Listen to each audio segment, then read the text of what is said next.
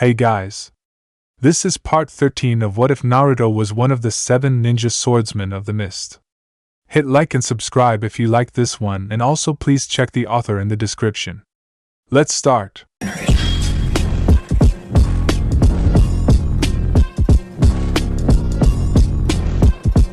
Chapter 61, Final Hour. Kushina Uzumaki slowly opened her eyes to find herself being gently carried outside of darkness towards a dim source of light. On the other end, she saw Nagato and Inoue waiting for her alongside Madara, who seemed to be in the middle of some jutsu. She suddenly remembered the brutal fight that she had fought in, and its final moments. Her comrades were not surprised to see her panic and shake the slimy tongue of an inhuman creature that held her by the waist. Madara frowned but allowed her to be released, and the young redhead Spartan was shocked to see all her mortal wounds had been healed. But none of that mattered. Where is he? Inoue could not help but be surprised by just how popular her elder son was with women.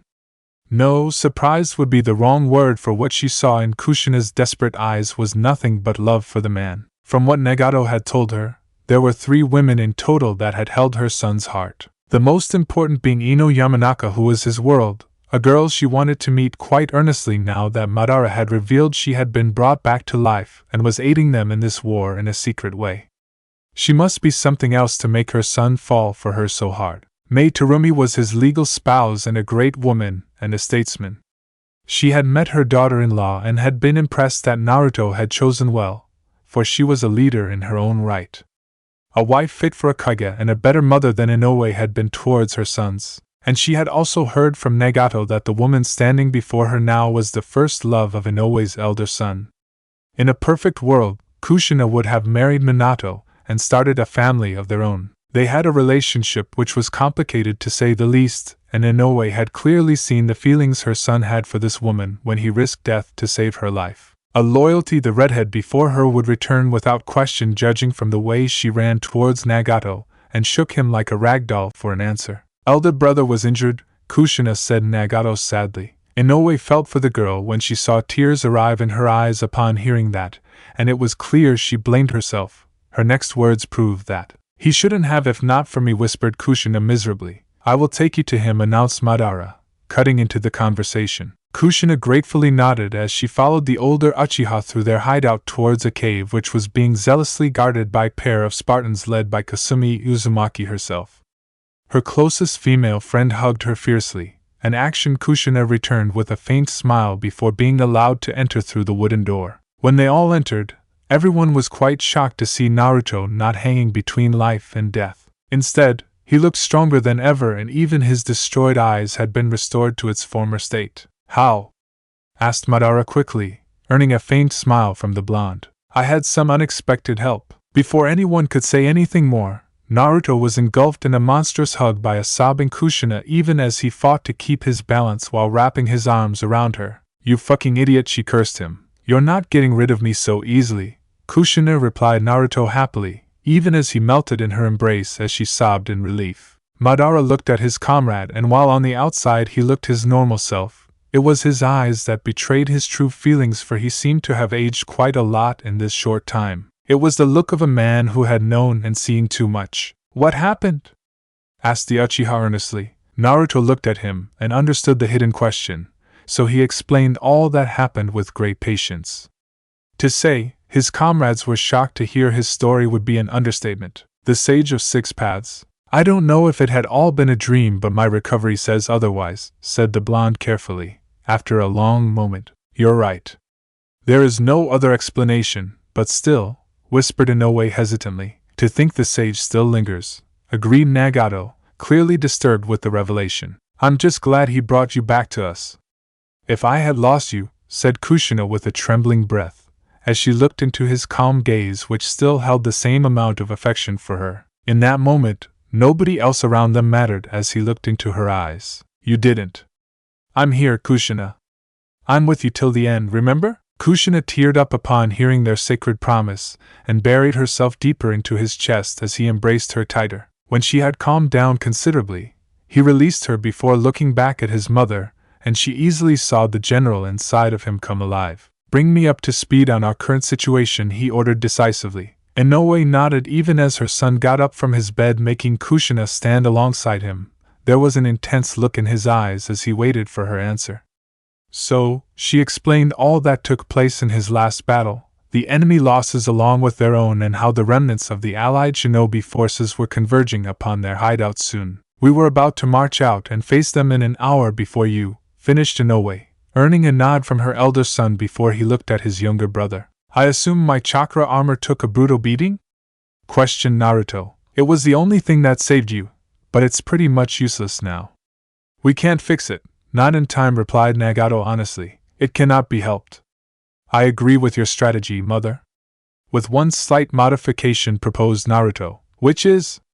Asked Inoue curiously. I'm going to the battlefield. He easily saw a series of emotions across every person's face upon that declaration.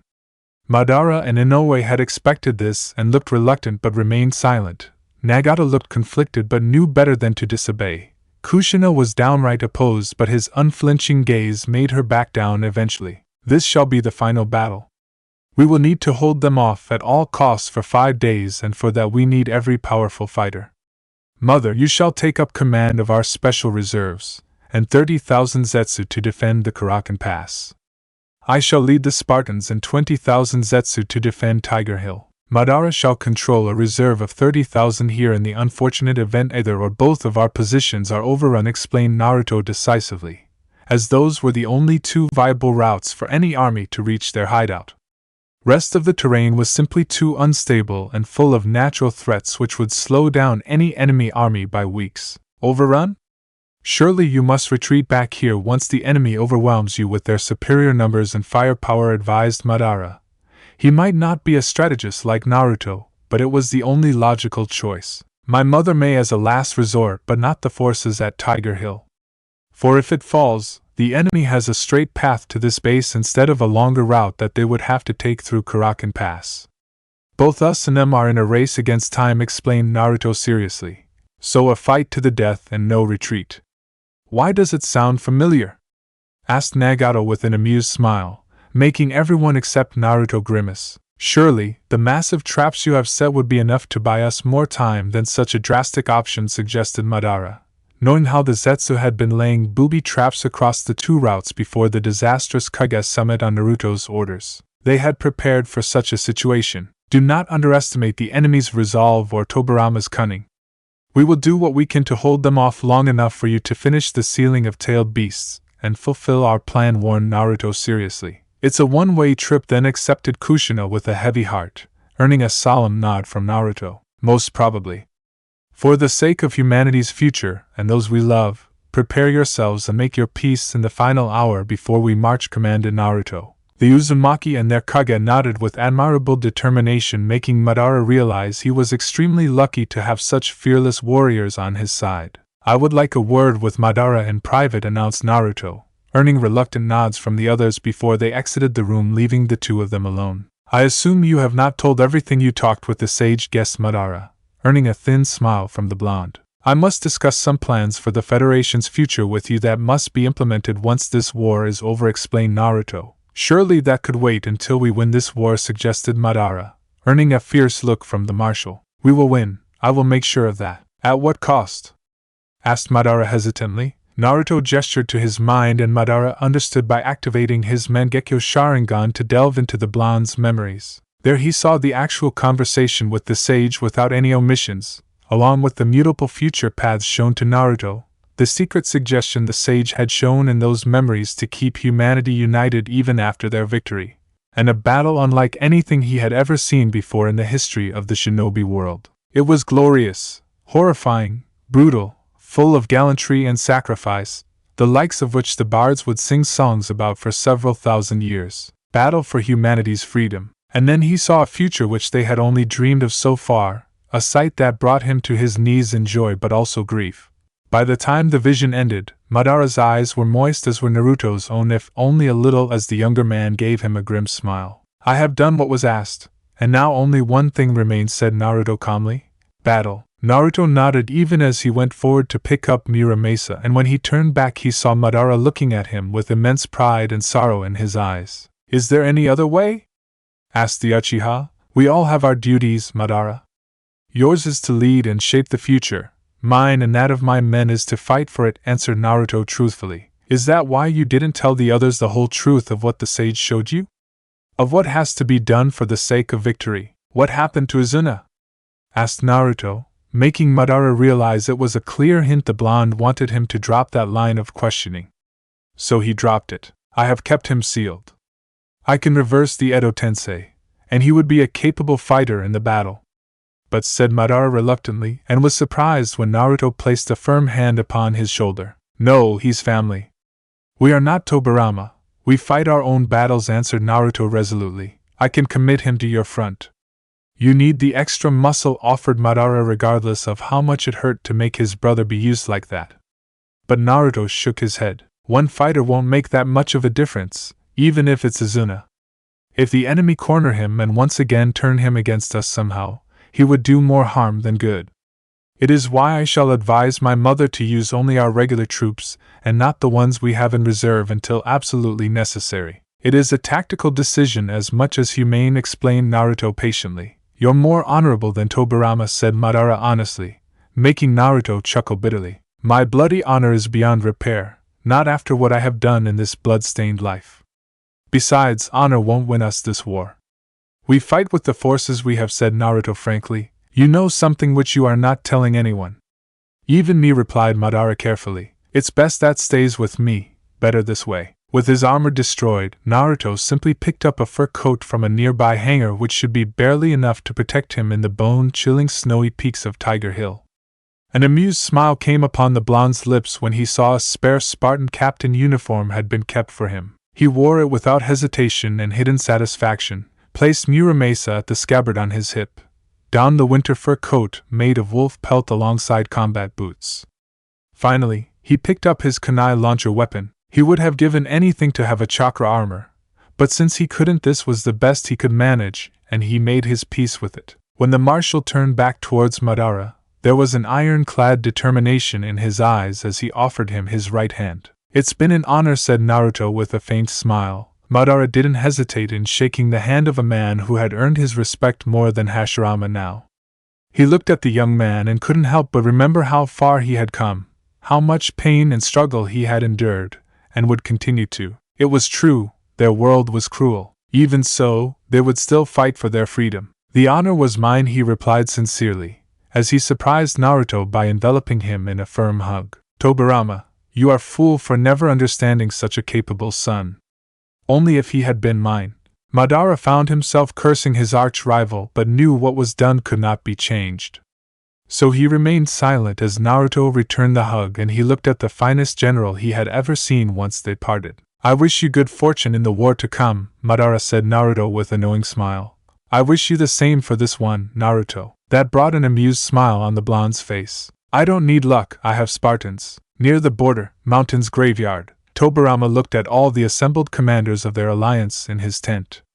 He knew but was still disappointed to see two Kages missing alongside most of their sub-commanders.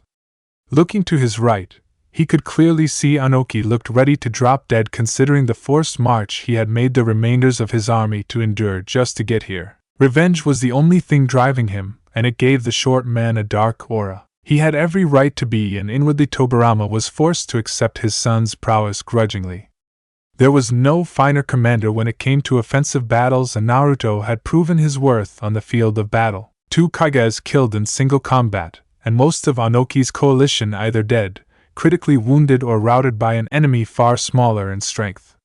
But the enemy did have the finest fighters in the form of battle-hardened Spartans, the element of surprise, monstrous weapons of war, and a commander with nearly 2 decades of warfare experience. Barely 20,000 of Anoki's men had survived to reach their camp, and the Mizukage was maintaining a stony silence after giving a brief report to Tobirama. One that had already been given by Hashirama, but still, I had heard of Naruto's legend. But this is, said Shursui Uchiha with a wince. The current leader of the Uchiha clan was young after his father had died in the previous war. Having lost quite a few clansmen in the last battle, the same as the Senju, he had a right to be shocked. Not that it improved Anoki's mood any better, as he glared at the young boy. I wounded him badly. If the gods are just, he won't survive, replied Anoki stubbornly, making Tobirama secretly clench his fists furiously. The gods are cruel, Anoki.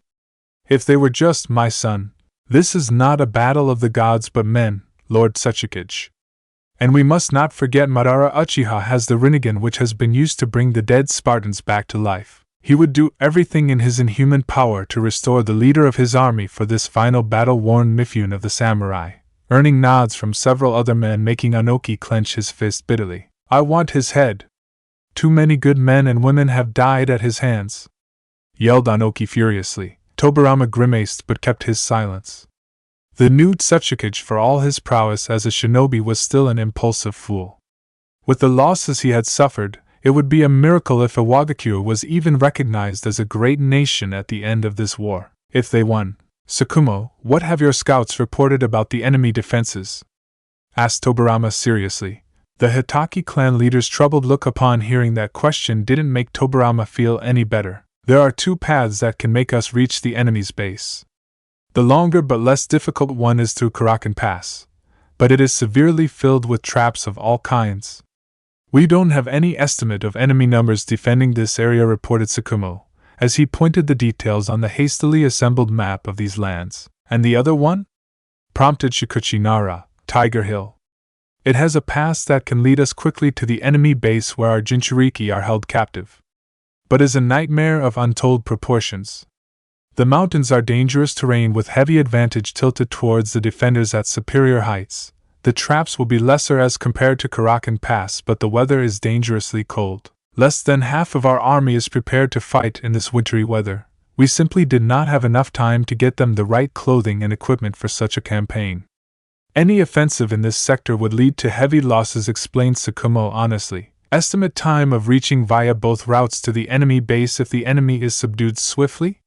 Questioned Hashirama, making the others look at him warily. Some were still not used to a sight of a dead man being brought back the way he had been, but his presence comforted them regardless, for they would need his power against such odds. 3 to 4 days via the Karakan Pass route. 1 via the pass behind Tiger Hill. Tobirama could see the gears churning on every commander's face as they took in that intel. They were in a race against time. Madara would have already completed sealing of most tailed beasts from their Jinchuriki by now. They had less than a week to rescue those who still survived, or their defeat was certain. Lord Second, what should we do? Questioned Tsukumo, bring Tobirama out of his thoughts. Madara may be leading these rebels, but your son leads its army. Even if he is incapacitated or dead, he would have left plans for this battle.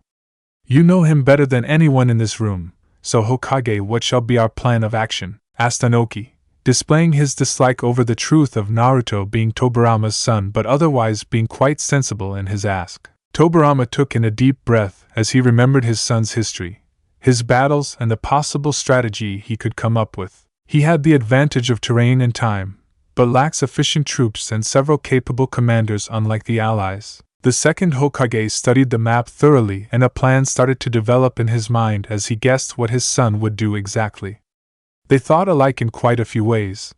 Naruto would have divided his forces to protect both routes. He prepares for every possibility that he can think of, no matter how small the chance of it happening, he began, earning nods from every commander in the room. They may hate Naruto's guts, but none could deny he was a dangerous military commander. Tiger Hill has a restricted terrain to deploy troops in extremely large numbers. Karakan Pass, however, is a wider area to deploy more troops and even use those monstrous bombs which were used against Anoki's forces. He can't use them on Tiger Hill or risk harming his own men or collapsing the mountains protecting them, explained Tobirama, making Anoki and Hashirama wince as they recalled those weapons of mass destruction. Hashirama had been wiped out in the blast alongside all the Konoha fighters. Only the Edo Tensei had brought him back. Anoki had been lucky, his men were not. He can place maximum 20,000 troops on Tiger Hill. Any more and he risks creating confusion and chaos among his own lines, even friendly fire if their chain of command collapses, pointed Shikuchi Nara accurately, earning a nod from his Hokage. I would suggest 30,000 to 50,000 fighters can be placed to defend Karakan Pass. We should go with a lower estimate, as knowing Naruto, he would have left a respectable reserve force near the base in the event any or both of the positions he is defending is overrun. I know we do not have accurate numbers of the enemy strength, But my experience tells me this should be appropriate, suggested Tobirama. We have roughly 140,000 troops if we combine all units, support, and medics. Should we split our army equally to attack both fronts? Asked Mifune curiously. Tobirama shook his head, much to the samurai leader's surprise. We need to reach their base quickly and should also account for additional time to destroy the reserves stationed there before confronting Madara himself. Time is the most important element. There is no doubt about Naruto's skill in battle and command, but most of the battles he has fought have been offensive actions. In this one he shall be on the defense. The second Hokage was pleased to see a few intelligent commanders started to understand what he was hinting at. It made him confident of their ability to lead in this battle. You're right, Hokage. But I still suggest we attack on both fronts. Most of our forces will overwhelm Tiger Hill, while a smaller one will engage the defenders of Karakan Pass to keep them fixated there instead of rushing back to defend their commander's position if he is breathing, suggested Anoki, displaying surprising tact for his young age. It would seem the man had learned something at least from his enemy and his own past defeats. Before any further plans of engagement could be discussed, Shikuchi Nara asked a question that took many by surprise. Where are the 7 ninja swordsmen from Kirigakure? We were assured their support in bringing their rogue Kage to justice, pointed the Nara head shrewdly. Bloody missed rats. They are as devious as their former Kage, cursed Anoki. They will not come. Everyone was surprised at Tsukumo's declaration. Tobirama, however, gestured the veteran to go ahead, for he had served as a spy in Kiri before. He would know its fighters better than anyone in this room, including Tobirama. General Abe, the man who has assumed temporary command of their nation, promised that support. He was former commander to their dethroned daimyo, a decent military commander but one more adept at politics. For all his faults, Naruto inspires loyalty unlike anyone else. The Kirigakure troops practically worship him, and the 7 ninja swordsmen are very close to him. They will not take up arms against their former leader and comrades so easily, warned Tsukumo, even after knowing he was a bloody spy who fooled them all? Asked Anoki incredulously. Even the dumb-missed bastards would not be so foolish. Tsukumo gave him a reproachful glare. Kiri was a backwater nation before Naruto. He made it the power it is today. He was a spy, but still the finest Kage that nation has ever seen. Even the bloody civilians adore him, for he truly improved their lives. Political creatures like Abe may pledge their support to us nominally to be safe, but he has no real command over the Kirigakure army, much less the 7 ninja swordsmen, explained Tsukumo patiently. So you think they will join against us? Asked Shikuchi Nara worriedly, for nobody in this room wanted to face an army who had never lost a single battle under Naruto's command. Not entirely. They are probably in the midst of a civil war by now, with ones loyal to Naruto and those wanting to save their nation's future after these revelations, battling for dominance. But we must account for the fact that some loyal but foolish fighters may still come to defend the Kage they love, including some or all members of the 7 ninja swordsmen, warned Tsukumo. Naruto left no publicly declared plans for succession, in a way that works in his favor, for there is no true military or civil authority in position to bring that nation under control in time, said Shikuchi Nara with a grimace. So, what should we do? Asked Shursui Uchiha hesitantly. We will leave a rearguard of 20,000 to protect us from any force Kiri or others trying to attack us from behind, declared Tobirama, silencing any further arguments, for he didn't need any more difficulties than they already had. We need those men at the front lines, Tobirama, growled Anoki furiously. We will not leave our rear undefended. That is my decision, whispered Tobirama icily, daring the young Kage to challenge that order. Anoki looked resentful but went silent after that firm command. With that settled, Tobirama looked at the rest of the men in the room. 20,000 of our troops under Hashirama's leadership shall lead a diversionary attack on Karakan Pass. His power and that much of our force should be enough to keep the larger of the enemy defenders pinned there, and not come to the aid of Naruto, or whoever is leading the force at Tiger Hill. Mifune shall be second in command of this army, made up of mostly samurai, and some Black Ops forces from our entire army, ordered Tobirama. Hashirama merely gave a somber nod, while Mifune looked determined to succeed as he accepted the order. If required, I will teleport Hashirama back to the other front if the resistance becomes too extreme or Madara shows up, for only he can match that man's power. Again, nobody objected, for they had all seen or knew of how Madara had single-handedly destroyed Iwagakure completely in the blink of an eye.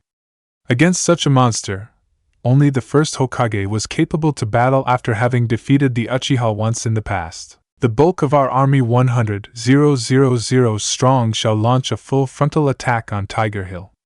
There will be no holding back. Even some reserves I am preparing may be deployed from the start if required. While I will be the strategic commander, I want Anoki to lead the vanguard with some of his best troops, for there are no fighters better than ones from Iwagakure in our army who know how to fight in such mountainous terrain, ordered Tobirama. The Mizukage seemed pleased by the decision and readily nodded, even as Tobirama continued assigning commands of other battle units that would be fighting on Tiger Hill. If only the brat realized in time, this was the Hokage's way of further destroying what little military power Iwagakure and the Land of Earth had left by making them fight at the front lines. Anoki's blind thirst for revenge would be the final nail in his nation's crumbling history. Tobirama held back his anger at the young fool, for it was the conspiracy Iwagakure started and enchanted Hiruzen and the Fire Daimyo into that led to this war. One that would cost him his only son. He failed in protecting his child, resented him for allying with Madara, absolutely didn't agree with their plan for this world. But it didn't change the fact that Naruto was still his son. Tobirama held back his rage and regret, as he could not change the past for all his power. Even if they were on opposing sides, once again a part of his heart had been pleased with the justice Naruto had delivered upon Anoki and his men. It was a traitorous thought which he kept to himself, and one he would take to his grave. The only solace he would take from this entire war would be the fact that it would make Konoha and the Land of Fire as the indisputable power across the entire world. One even Kirigakure would be hard-pressed to acknowledge in time. It was the only thing he could win when he had already lost so much. As he looked at Anoki and a few others while they discussed the finer details of their attack, only one thought prevailed in the regretful Hokage's heart. I was not able to save you, my son. But I will avenge you by making the men who pushed us all into this position pay for their crimes. Madara, the Fire and Earth Daimyo, Anoki, even his traitorous student Danzo, who encouraged Hiruzen in this treachery, would all pay for their crimes once this war was over. He would see to that, if they managed to survive this conflict, and he would ensure neither Uzushiogakure or Kirigakure were delivered any overly harsh punishments, despite the wishes of many in his ranks, alongside protecting his grandchildren. It's the least I can do for everything you have done for me, Naruto. Land of Fire. Ino looked back at the burning feudal capital in the distance, or more specifically the destroyed imperial palace where the feudal lord of this land had once resided with his entire family. Now, he was nothing but ashes alongside his entire line and all the political advisors. They had not even spared minor feudal lords and their entire families who had taken refuge in the palace. Their enemy had made a logical choice in bringing their entire feudal nobility in the capital with their shinobi armies off to war on the battlefront. It was a good city to defend with strong walls, and the Imperial Guard and even the Fire Daimyo's extremely skilled personal guards, made up of fine shinobi and even samurai. Against any external attack, they could have held out for months easily, but what they weren't prepared for were internal threats. Specifically, the thousands of Zetsu who easily slipped into the city through the ground beneath its feet, bypassing the heavily defended Imperial Palace walls manned by the garrison. It had all gone as Naruto had dictated, and her troops had distracted the garrison by ravaging the city in sudden surprise attacks nearly everywhere, while a small elite force under her command had stealthily isolated the palace before destroying it in explosives. Every member of the daimyo's court had been in that building, and they all fell when their holdfast crumbled. She had never hesitated in her actions against her former countrymen and feudal lords, for it was their selfish interests that would lead thousands of shinobi from all sides to needless death. They were offered a peaceful path, and yet they chose violence and war. Tonight, it was returned to them in their own blood. She looked beside her as a Zetsu emerged from the ground and looked at her solemnly. Our losses? She asked with a tired sigh. We lost most of our forces, reported the Zetsu. The capital was always going to be a hard fight, she consoled the creature for what little it was worth. Everywhere. She blinked as she realized the implications quite clearly. Naruto had lent her 10,000 Zetsus to eliminate the Fire and Earth Nation's daimyo alongside the ones from minor villages like Amigakure. With the shinobi armies and the samurai on the front lines, it was the perfect chance to strike the leaders on whose behest this war had taken place. While she had led the attack on the fire daimyo with 5,000 zetsu, the remaining half had been split between taking out the earth daimyo and the remaining minor feudal lords of other nations. The force attacking the earth daimyo was virtually annihilated, but the target and his entire family alongside all supporters were assassinated. So were the other minor feudal lords of remaining nations. But hardly 1,000 of us remain now, including the ones at your side right now, reported Zetsu sadly. Words will never be able to bring back your brethren, but their sacrifice will someday help us change the future of this cruel world, said Ino honestly. Our brothers have learned that General Naruto shall be making his final stand upon Tiger Hill with the rest of our forces and the Spartans to hold off the enemy army for 5 days. His mother shall similarly defend Karakan Pass, while a reserve army shall remain at the base with Madara to ensure the objective is achieved. Less than 1/10 of our total force remains from this mission, but we intend to aid our allies. Will you join us? Asked the Zetsu curiously. How many men does Naruto have? And how many shall he face? Asked Ino worriedly. His attack on the massive force led by the Tsuchikage was successful with heavy losses for us at the same time. We have destroyed half of the enemy army, but they still have nearly 140,000 fighters if you combine everyone. They also have strong reanimated shinobi like Hashirama Senju and probably others waiting in reserve, reported Zetsu hesitantly. How many does Naruto have? Questioned Ino once again, as a terrible feeling started to spread across her heart. He gave 30,000 to his mother to defend her sector with our special reserves. A similar number of Zetsu have been left at the base with Madara as a last reserve should our main armies be overrun or a surprise attack launched at our command center by the enemy. Naruto has taken the Spartans and 20,000 Zetsu with him into battle to defend the pass behind Tiger Hill. Ino froze. She had known he was going to be outnumbered, but never had she imagined such a vast difference. I have won every battle, and even so I might lose this war, Ino. She had not believed those fateful words of his during their last meeting before they parted. There was no better commander than him on the battlefield, and he was a Kage-level shinobi with a good defensive position, not to mention the loyal and powerful Spartans by his side and many Zetsu. But even so, these odds were damning. If only the armies of Kirigakure and Yuzushiogakure had decided to back him in his most desperate time. He shall die on Tiger Hill. She took a step back as if struck by lightning upon hearing the Zetsu's sorrowful but harsh words. They were impossible to believe or accept, but the shinobi in her could see the writing on the wall quite clearly. I could never truly stand by your side in life, Naruto. Regret and sadness weighed heavily upon her broken heart as she remembered the past, everything they had been through together, and all their dreams.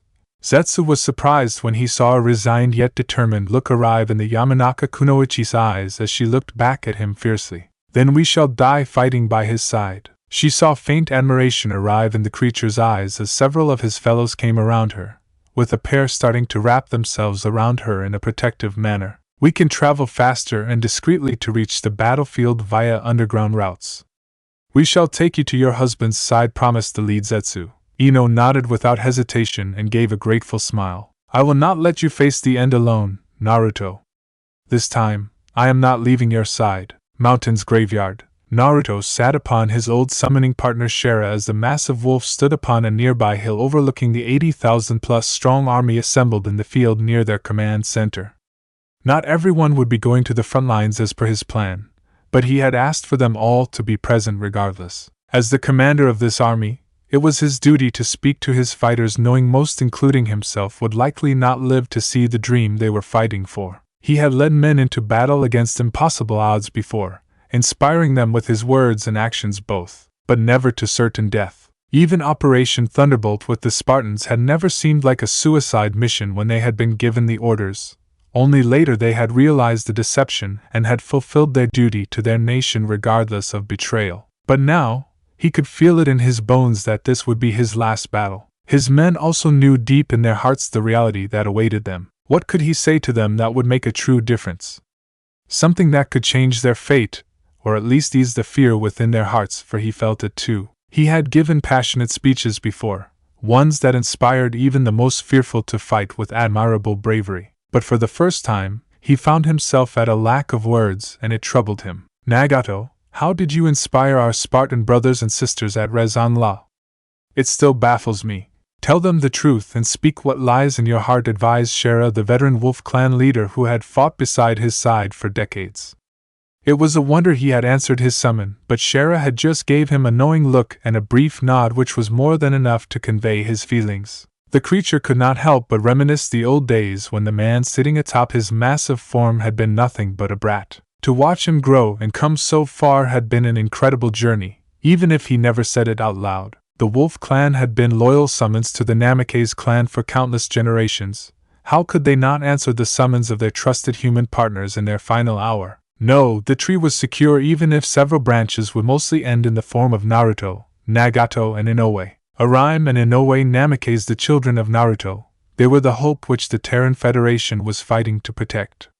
Alongside every human and sentient living being of this planet, the wolf looked at the first Terran Federation flag currently being held by Naruto proudly. It had been Madara's idea and he could not deny it had been made well and gave its warriors something to see beyond this dream they were fighting for. The banner's background was a field of red, a true mark of their world's blood-stained history. Upon it was an image of a beautiful bluish-green colored planet protected carefully among the wings of a black-colored mythical phoenix. It was truly symbolic, for the protectors of Earth would not always be remembered for their duty and sacrifice. But from their ashes would emerge a stronger civilization and a reborn phoenix who would carry on that mantle of protecting their planet until the very end. It was shame humanity had forgotten the rule of kings, for Shera felt the one sitting upon him looked exactly like the old legends he had heard about when he had been a young pup. Before the shinobi and the Namikaze clan that followed, his wolf clan had been loyal fighting partners to the old kings of the north, which was now known as the Land of Lightning. It was fate that perhaps in humanity's final battle with itself, he had the honor of fighting beside a man who had truly united the lands once supported by Shera's ancestors. History would probably know him by many names depending upon the outcome of this war.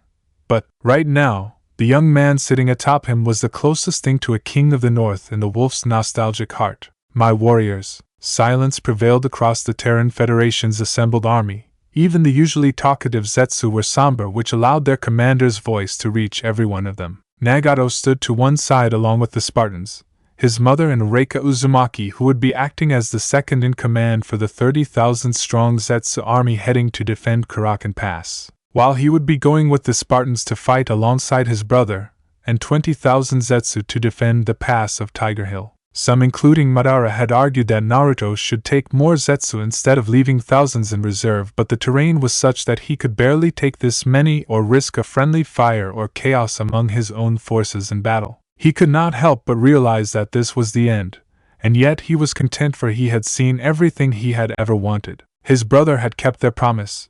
Yuzu would be safe as long as they won this war. The first Mizukage truth was exposed in front of their clan. The Spartans were honored by their countrymen. His brother had lived a decent life.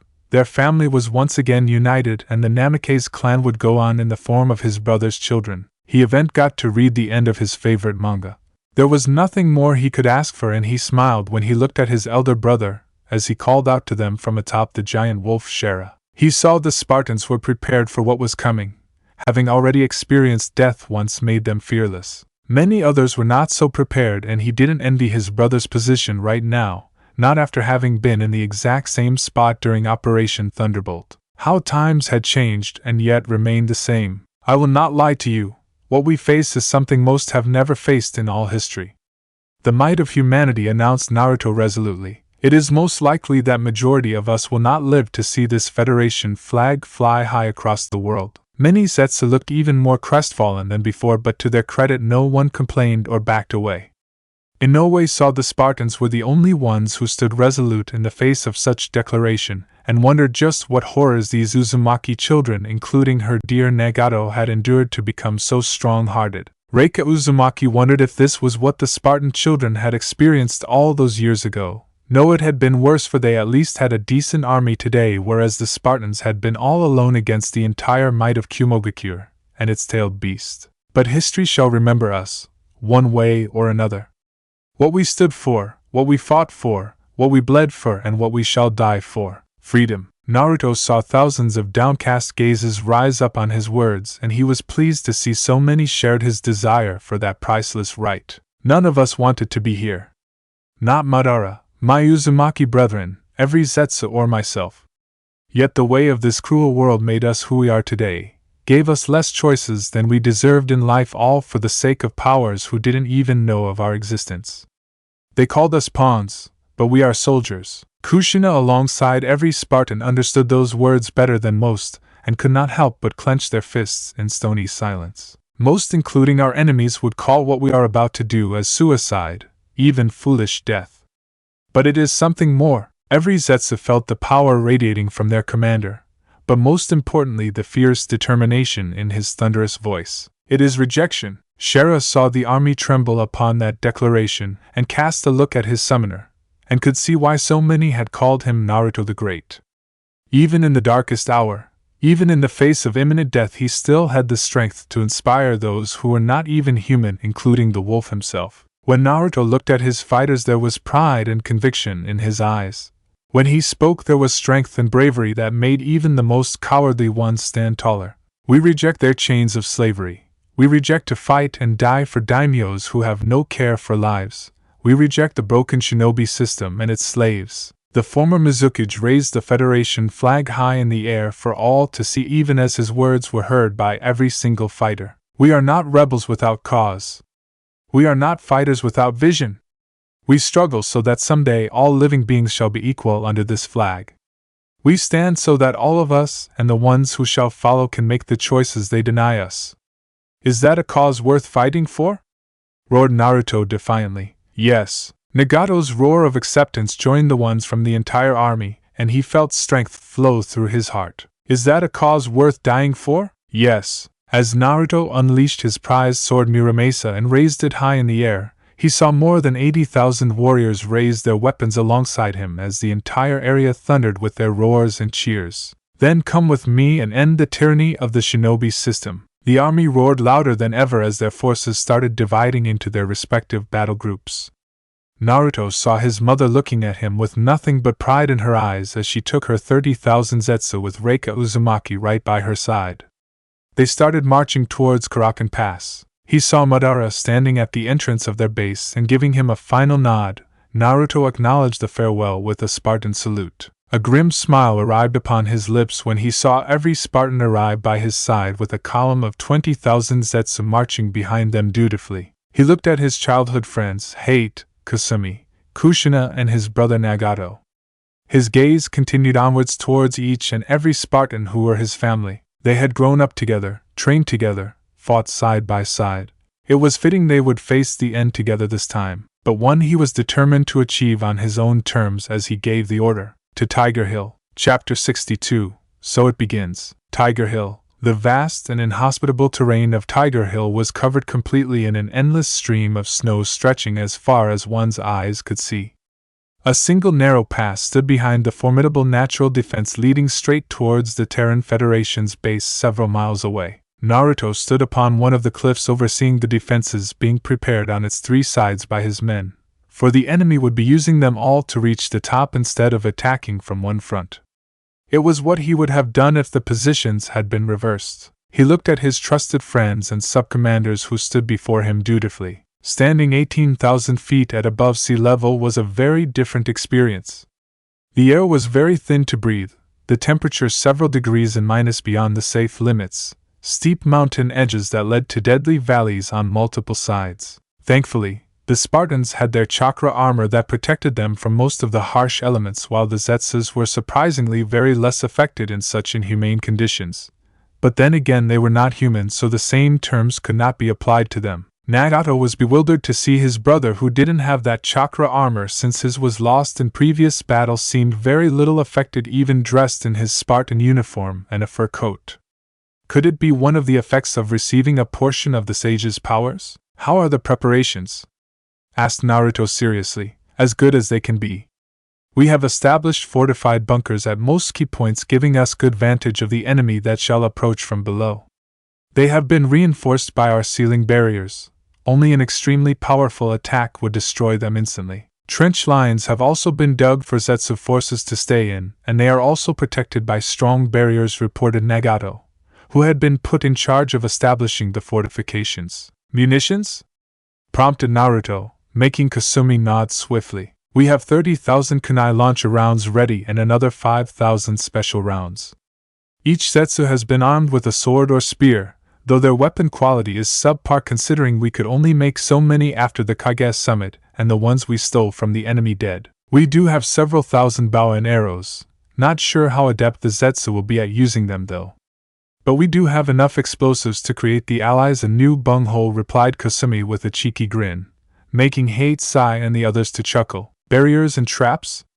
Asked Naruto next, making Kushina grin, for this was what the Fuinjutsu expert had been waiting for. All 3 fronts are fully secured.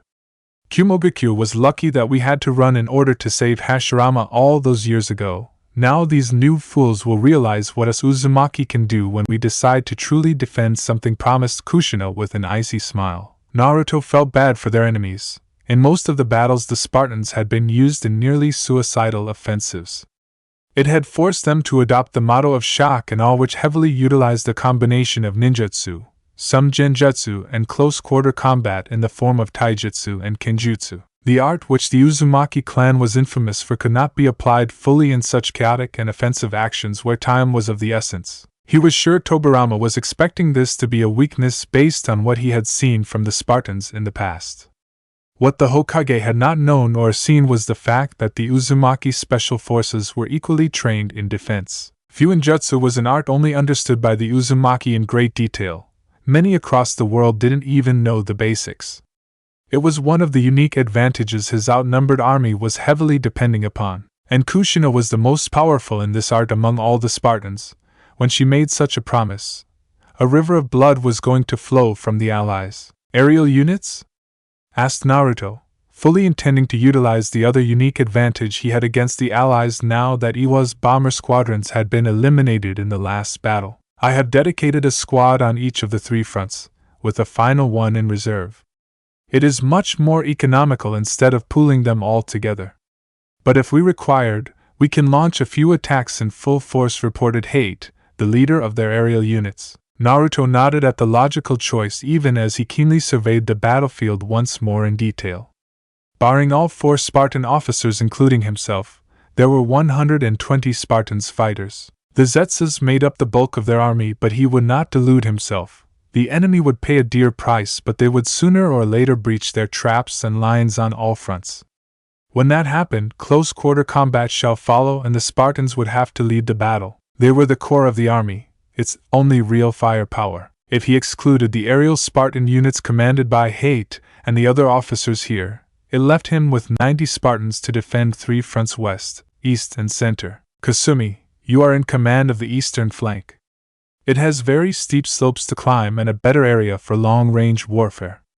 Take 30 of our best Spartan shooters and 5,000 Zetsu to hold it, commanded Naruto. It will be done, replied the deadly female Uzumaki marksman. Kushina, you are in command of the western flank.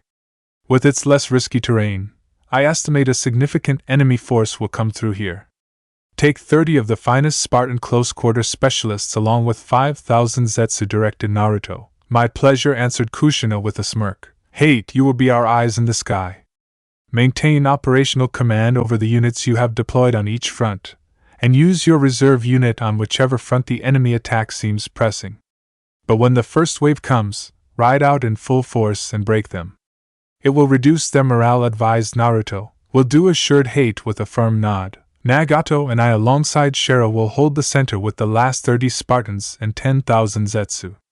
I will have a few of my clones in reserve. In case any front requires additional assistance, they are to light up a blue flare, and they will come to your assistance. Fire a red one only in the event your front is about to collapse, and you need my personal assistance to hold it, declared Naruto. He received a series of nods from the others as they all looked at each other for a long moment, knowing what was coming. So, no more of your boisterous speeches? Teased Kasumi with an amused smirk. To her surprise, Naruto laughed happily, making the others join him. Tobirama took a trembling breath, for he was nervous. The preparations had been done with Hashirama and Mifune already departed to attack Karakan Pass. Even his own forces would be ready to attack Tiger Hill in the next 2 hours. There would be no turning back after that. It was why this had been his only choice. Perhaps it was too late now, but only now did he realize what would happen at his hands. It was an insult, and even treason if any one of his comrades discovered what he was doing now. But the father inside him could not refuse this action. He had sent out the call through the Hiroshin kunai that Naruto had given him during his departure from Kirigakure.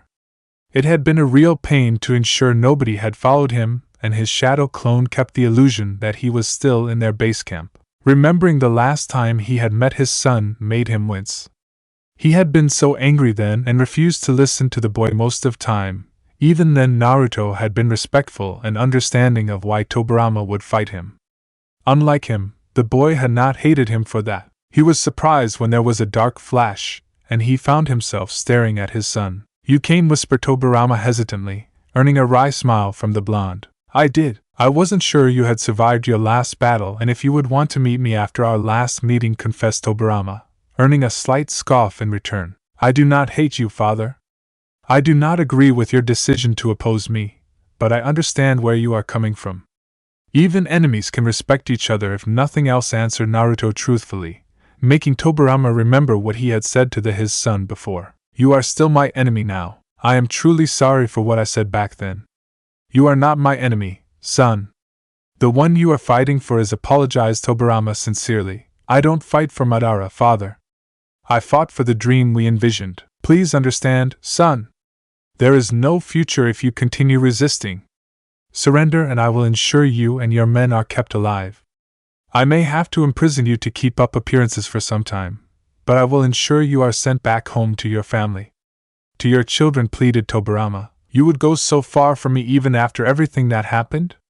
asked Naruto, unable to hide his surprise on how a stubborn man like Tobirama was humbling himself like this for his sake. "I have not been able to be a good father to you. Gods, there are times when you have pissed me off and disappointed beyond measure. But I cannot deny any longer that you are a good man. A far better one than I am. Most importantly, you are my son. It may be too late and I was a fool to not realize what you mean to me after so long. But I do not want to see you die. I was never able to be there in your life.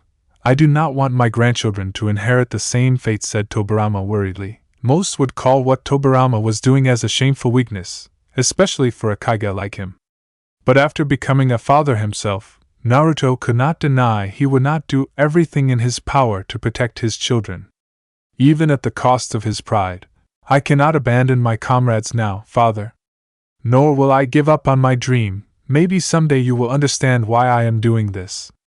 I am grateful that you have loved me and for trying to save me," said Naruto respectfully with a sad smile. "Only death awaits you if you resist any longer, son," replied Tobirama furiously. Why couldn't the boy understand that? "I grew up with soldiers, father. I learned how to die a long time ago." Tobirama froze. Those words made him go pale, and looking at Naruto's calm but knowing gaze told him that his son was not lying. There was too much wisdom and foresight in those eyes. "You think my life is some precious thing to me? My dream of freedom is. The warriors of the Terran Federation shall never surrender. And for our dream, we shall stand, fight, and die. Maybe someday humanity will understand that for their bright tomorrow, we gave our today." Tobirama's eyes became moist upon that dreadful declaration. He was not able to save his parents, his brothers, his nephew and nieces, even great-nephews, many friends and clan members. Now he would not be able to save his only son. A lone tear slipped from his eye before Naruto came forward and placed a firm but comforting hand upon his shoulder, making the older man look back into his son's strong gaze. "There are 2 things I want you to do for me regardless of the outcome of this war. My last wish, if you want to consider it that way," said Naruto gently. Tobirama didn't want to hear such things, but he would not dishonor his brave child by crumbling in their final meeting, so he nodded. "If you win, which I doubt will happen, please do not extract further vengeance upon Uzushigakure or Kirigakure. Enough people have died in this war. Spare my comrades who survived this conflict and look after my children who are in Yuzunao with Yahiko, the man who raised me," requested Naruto. "I promise," swore Tobirama. No matter how hard it would be or who stood against him, it would be done. He took solace in the fact that Naruto smiled in relief upon hearing that. "Lastly, please do not send Tsunade to the front line. I promised Lady Mito that if I could spare one family member from dying in this war, then it would be her. It is my regret that I could not get to know my niece better, but I would like her to live," asked Naruto sincerely. Tobirama was vindicated in his decision to meet his son. Even after everything that happened, he still considered the Senju clan, or at least his closest blood relatives from there, as family. She is already far away from the front lines, I have already seen to that. But it is good to see that you still care for her, praised Tobirama. You never give up on family, father? Tobirama clenched his fist and cursed Hiruzen along with all his conspirators once again to the deepest hell that existed. Realizing there was nothing more to be said, Naruto enveloped him in a firm hug, making Tobirama return the gesture swiftly. They stayed like that for a very brief instant before Naruto parted to give him a final nod. As the young man turned around to depart and started walking away, Tobirama fought against the hesitation in his heart to say what he truly felt, knowing there would never be another chance. Naruto. The young warrior turned around to see Tobirama looking at him with a gentle smile. Our philosophies may differ, but I will always be proud of you. Naruto's eyes widened in shock and he could not help but stare as Tobirama offered him a respectful salute. You are the finest shinobi and commander I have the honor of knowing. Regardless of what happens, your bravery and sacrifice will be recorded in the history of humanity. Something any father would be proud of. The former Mizukage fought back the lump in his throat even as his eyes became moist. There was nothing he could say against the highest praise he had ever received, so he offered a Spartan salute in return, earning a heavy nod from his father. Few hours later, midnight, Naruto stood at the head of his army with his brother, and the Spartans acting as the tip of the spear with 10,000 Zetsu as support. While their flanks were being defended by their comrades, it was the center that the enemy would intend to break at all costs, for when that happened, the battle would be over. The veteran Uzumaki warriors had seen many fearsome sights, including tailed beasts, in their lives, but nothing could make them hide their disbelief and their breath tremble as they witnessed a monstrous wave of enemy marching towards Tiger Hill. They were carrying flags and banners from many shinobi nations, and the sensors among them could sense hundreds of powerful chakra signatures, including Kage-level shinobi. There were also dozens of summoning creatures in those ranks who looked ready to unleash hell. 100,000 allies and their support marching to meet 20,124 Terrans defending Tiger Hill. We will hold them here, declared Naruto defiantly, making a few trembling Zetsu grip their weapons closer. He looked at his Spartans next and swelled with pride to see not a single one of them was afraid in the face of death. Most looked eager to do what they were bred for, what they were trained for, what they were born for. Despite the insistence of many of his surviving men, Anoki had chosen to lead the vanguard from the front, for he wanted to see the enemy tremble with the death that he was bringing to their doorstep, the same way they had inflicted death upon his village and countrymen. He looked upon the massive mountains of Tiger Hill and knew it would still be a challenge. The sight of the legendary Spartans and Naruto Namikaze himself made many feudal warriors of the Earth Daimyo shiver, but they held their ground knowing that Tsuchikage was leading from the front. Anoki grunted in approval. It was the only thing he could actually respect and mimic Naruto in, for the presence of their leader on the front line was usually beneficial for their men. Now, he could finally make these bastards pay for their crimes. Spartans, make your peace, for we will slaughter you tonight. He frowned when there was no boisterous reply of defiance, making many of his fighters grin confidently. Perhaps the enemy had truly seen their fate and had nothing to say except cower and silence. Anoki felt the whistling wind a moment before there was surprise and shock exploding within ranks as one of the daimyo's captains standing just a few paces away from Anoki collapsed with a kunai lodged straight into his eye. That Tsuchikage had seen the deadly kunai launchers of his enemy in action before. They were weapons he wanted himself. But the sheer distance that was between their forces, only the briefest moonlight illuminating the land, and the wild wind, such a shot should have been impossible. It was then he heard Naruto's roar. Midget! Come and die at the hands of free men. Kasumi Uzumaki grinned when she saw the disbelief upon the faces of many of her Zetsu, as she successfully eliminated her target with her kunai launcher. To make her point, she had chosen a captain near the Tsuchikage's position, and seeing the tiny man's gawking expression had been worth the effort. She would not have been able to take out the Kage so easily. For all his faults, Anoki was a powerful shinobi who would have reacted much faster than the feudal warrior she killed. Nice shot, Kasumi complimented Nagato over their communication link. Naruto's declaration a few moments later made her alongside most Spartans and several Zetsu laugh. The brief amusement lasted less than she would have liked as the Tsuchikage roared angrily and pointed straight at them. It was the order his men had needed to jolt out of their stupor and finally get enraged for the enemy drawing first blood upon them so easily. In the darkness of the night, where the moon was now temporarily hidden by some clouds, she saw a terrifying mass of darkness charge at them from three sides. "Oh, now we've done it," she cursed, as she signaled the Spartans under her flank to get ready, even as the support Zetsus did the same. Kasumi could only hope hate would act soon, for even she couldn't stop thousands of warriors from breaching through if they came all at once. In the darkness of the night, 3 Spartan squadrons flew in the cover of the clouds, using their winged devices through chakra manipulation with precision. With the Iwagakure bombers destroyed in the last battle, they had almost virtual control of the skies. Hate didn't envy his fellow Spartans on the ground when he saw the sheer enemy numbers charging at them. From his position, it looked as if a wave of darkness was charging towards the mountain top. Not on his watch. The 23 Spartans glided above the charging enemies from so high in the sky that not even most shinobi could see them, except if they were Uchiha or Hyuga. Each of them unleashed a large Fuinjutsu scroll bearing the mark of the Uzumaki clan. "Now it begins," whispered Hate with a cold smirk. Tobirama had not been impressed with Anoki's antics, for it was ill-fitting for a Kage of a great nation. The enemy had chastised the shorter man appropriately, which had started the battle thankfully. He was not surprised to find his son at the head of his army, for he had always been someone who truly led from the front. Anoki, on the other hand, was content to let the first wave charge forward while he stayed in the rear.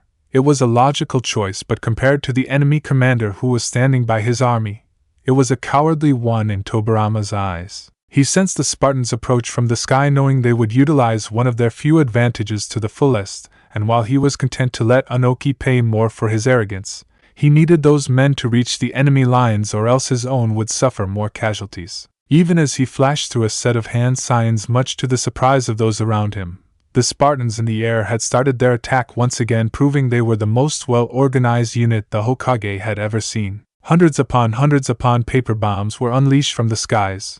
Realizing the danger, Anoki moved into action to protect the vanguard made up of his countrymen mostly. Explosions rocked the charging allied ranks as men were vaporized to dust. Many lost their limbs or guts or heads. Hundreds more were tossed around wildly like ragdolls across the mountain, dealing more lethal injuries. The charge halted, and Tobirama winced as he realized it was the wrong move, as the second wave of bombs rained down upon the stationary force far too easily. If only Anoki had been leading them, then his men would not have halted so easily. Thankfully, the Mizukage was making up for his mistake by launching his deadly attack to the enemies in the sky. Particle style, atomic dismantling, he launched a deadly beam of his feared Kekai Genkai at the center of the Spartan flying formation, intending to tear them apart. The enemy had also learned from their past encounters and joined each hand with the one at their side as their chakra armors glowed brightly in unison. Anoki could not hide his disbelief when the entire Spartan unit created a chakra shield that withstood his devastating attack. In order to get a better angle, he had flown higher in the sky, exposing himself, and as he prepared for a second attack he grunted in pain when a kunai lodged into his right hand, breaking the preparation. He glared murderously at the sharpshooter upon that hill. Even Kasumi gave him the middle finger, which only enraged the Mizukage further. Water style, 10,000 bullets. Hate and his men had already unleashed a third wave of bombs, dealing more losses when they heard the clouds around them roar. He could sense the buildup of chakra coming from the second Hokage in the rear, and not a moment later they were assaulted by thousands upon thousands of water bullets attacking from them all sides. Their chakra armor shields could defend them really well against most attacks. If united, they could even fend off Anoki's beams of particle-style attacks a few times. But they could not virtually defend them all across the body in an endless barrage like these. Shields are falling. We need to pull back or we'll be dead in a minute. Usually, Hate would have waited for Naruto's directions, but his friend had given him operational command of their aerial fighters, and that meant he had to make the call. Channel as much chakra as you can to maintain shields.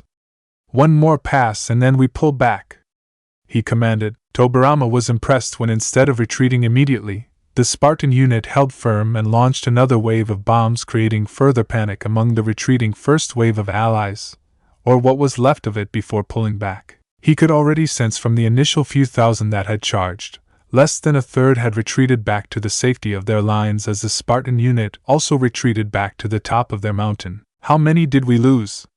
Asked Tobirama with a sigh, making one of his sensor unit captains wince. We cannot feel 700 signatures. Another few hundred are slowly fading. Nearly 400 more are also injured and out of commission, reported the Hyuga somberly. More than 1,000 men dead or wounded, with the enemy not suffering a single casualty at all. They are something else, Lord Second, whispered Tsukumo honestly. They stood up to Kumogakure's entire might all alone and won. Reorganize our lines and evacuate the wounded, put those who cannot be saved out of their misery. Have Shikuchi Nara lead the second wave. Anoki will follow his command, for he has already done enough damage with his stupidity, commanded Tobirama. Tsukumo nodded even as he went forward to carry out the assigned orders. Tobirama glanced at the defenders upon Tiger Hill, who were deadly silent despite their victory. It showed their maturity despite their young age, for they knew this had just been a probing attack. There would be several more before the real blow would come, but the Spartans and their supporters knew it. Why are you smiling, Lord Second? Asked Shursui Uchiha curiously. I admire their courage and conviction, Shursui. They stare death in the face and yet still stand their ground. It is not often you face such an admirable foe. You would do well to remember, advised the Hokage. The bravest of the brave, agreed Shursui with a nod, making Tobirama look at the form of his son, and the freest among us all. 2 hours later, Naruto stared as the enemy had finished their preparations and soon they would launch their next attack.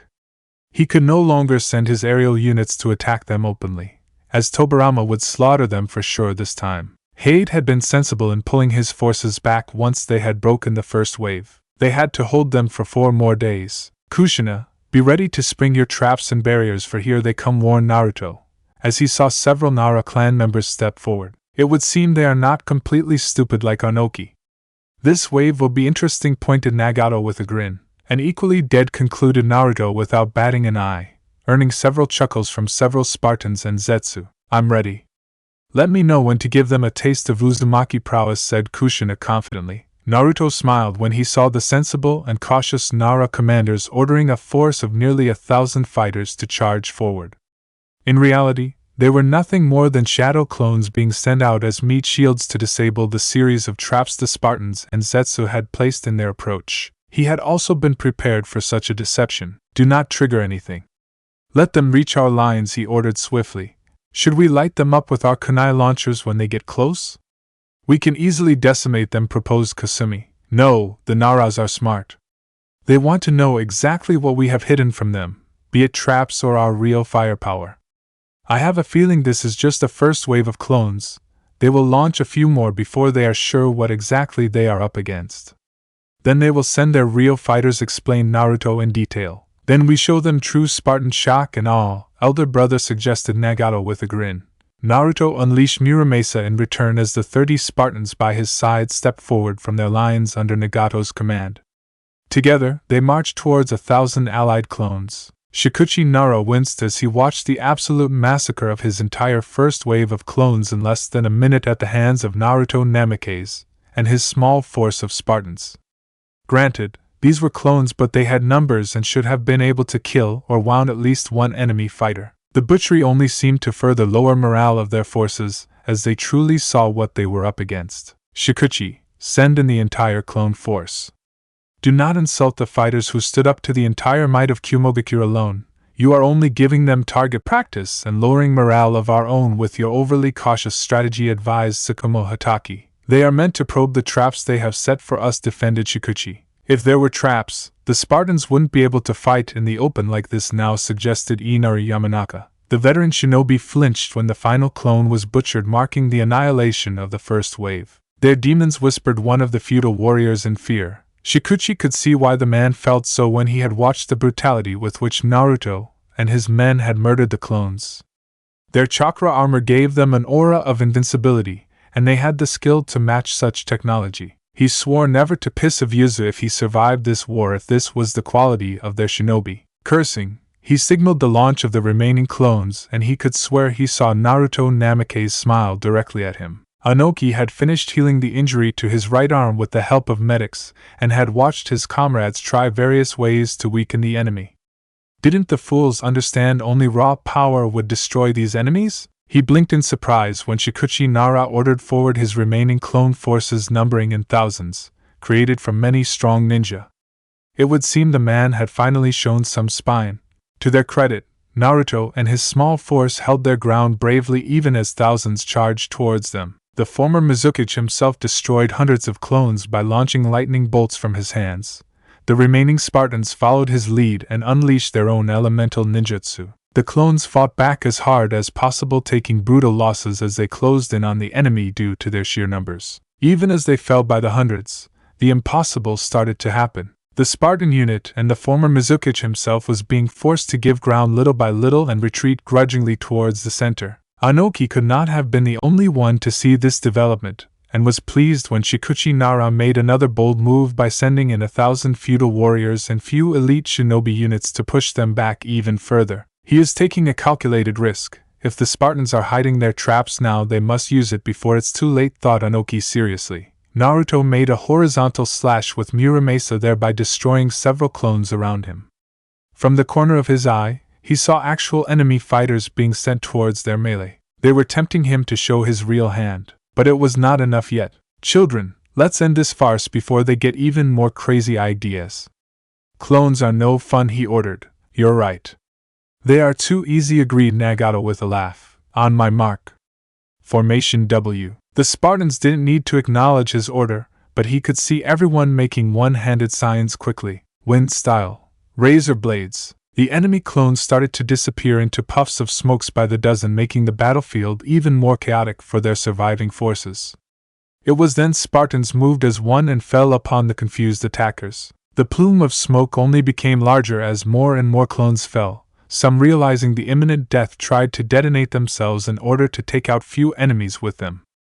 Naruto quickly zeroed in on them and finished them off before they become a nuisance. By the time the smoke finally cleared, the actual fighters of the allies sent to reinforce the clones' attack had reached the battlefield and were shocked to see Naruto and his Spartans waiting for them with their kunai launchers aimed directly at them. Wrong move. Tobirama sighed in frustration when Shikuchi's gamble didn't pay off and the hills were rendered with the screams of helpless allied warriors being slaughtered by Naruto and his Spartans. Their kunai launchers were deadly against civilian fighters, and even the few elite shinobi units didn't last long against the merciless and precise barrage. The White Plains were rendered full of allied blood before the Spartans, and their leader retreated back in an orderly fashion to the safety of their center, waiting for what next challenge the enemy would throw at them. His sub-commanders either didn't understand or were underestimating the Spartans' prowess on the battlefield. It was time for him to take charge if he was to avoid more senseless deaths. Men parted as he marched towards the front, and Shikuchi alongside the others had the grace to look ashamed at their failure. Anoki had joined them now as well and was surprisingly silent while looking at him for guidance. Gather our strongest lightning and water-style users. They are to bombard the enemy positions for the next 6 hours with their elemental attacks from the skies. In the meanwhile, Anoki and the Awagakure shinobi are to use earth-style attacks to raise the ground leading to the enemy positions on all fronts. If they have set traps deeper, your particle styles should be able to weed them out, ordered Tobirama. Suppress the enemy with brute force, making them focus on defending their positions while clearing the traps they have set, to then launch a full frontal assault from 3 sides. Sensible, agreed Anoki. Get it done, replied Tobirama calmly. Thank you for your guidance, Lord Second, whispered Shikuchi Nara. Going further, no attacks are to be launched without my explicit approval. The Spartans have fought more battles than most of us. Do not be reckless or underestimate them. We have already lost thousands in such foolish attempts, warned Tobirama. His sub-commanders had learned enough from such folly that they kept their silence even if they were berated so openly. You know them best, Lord Second.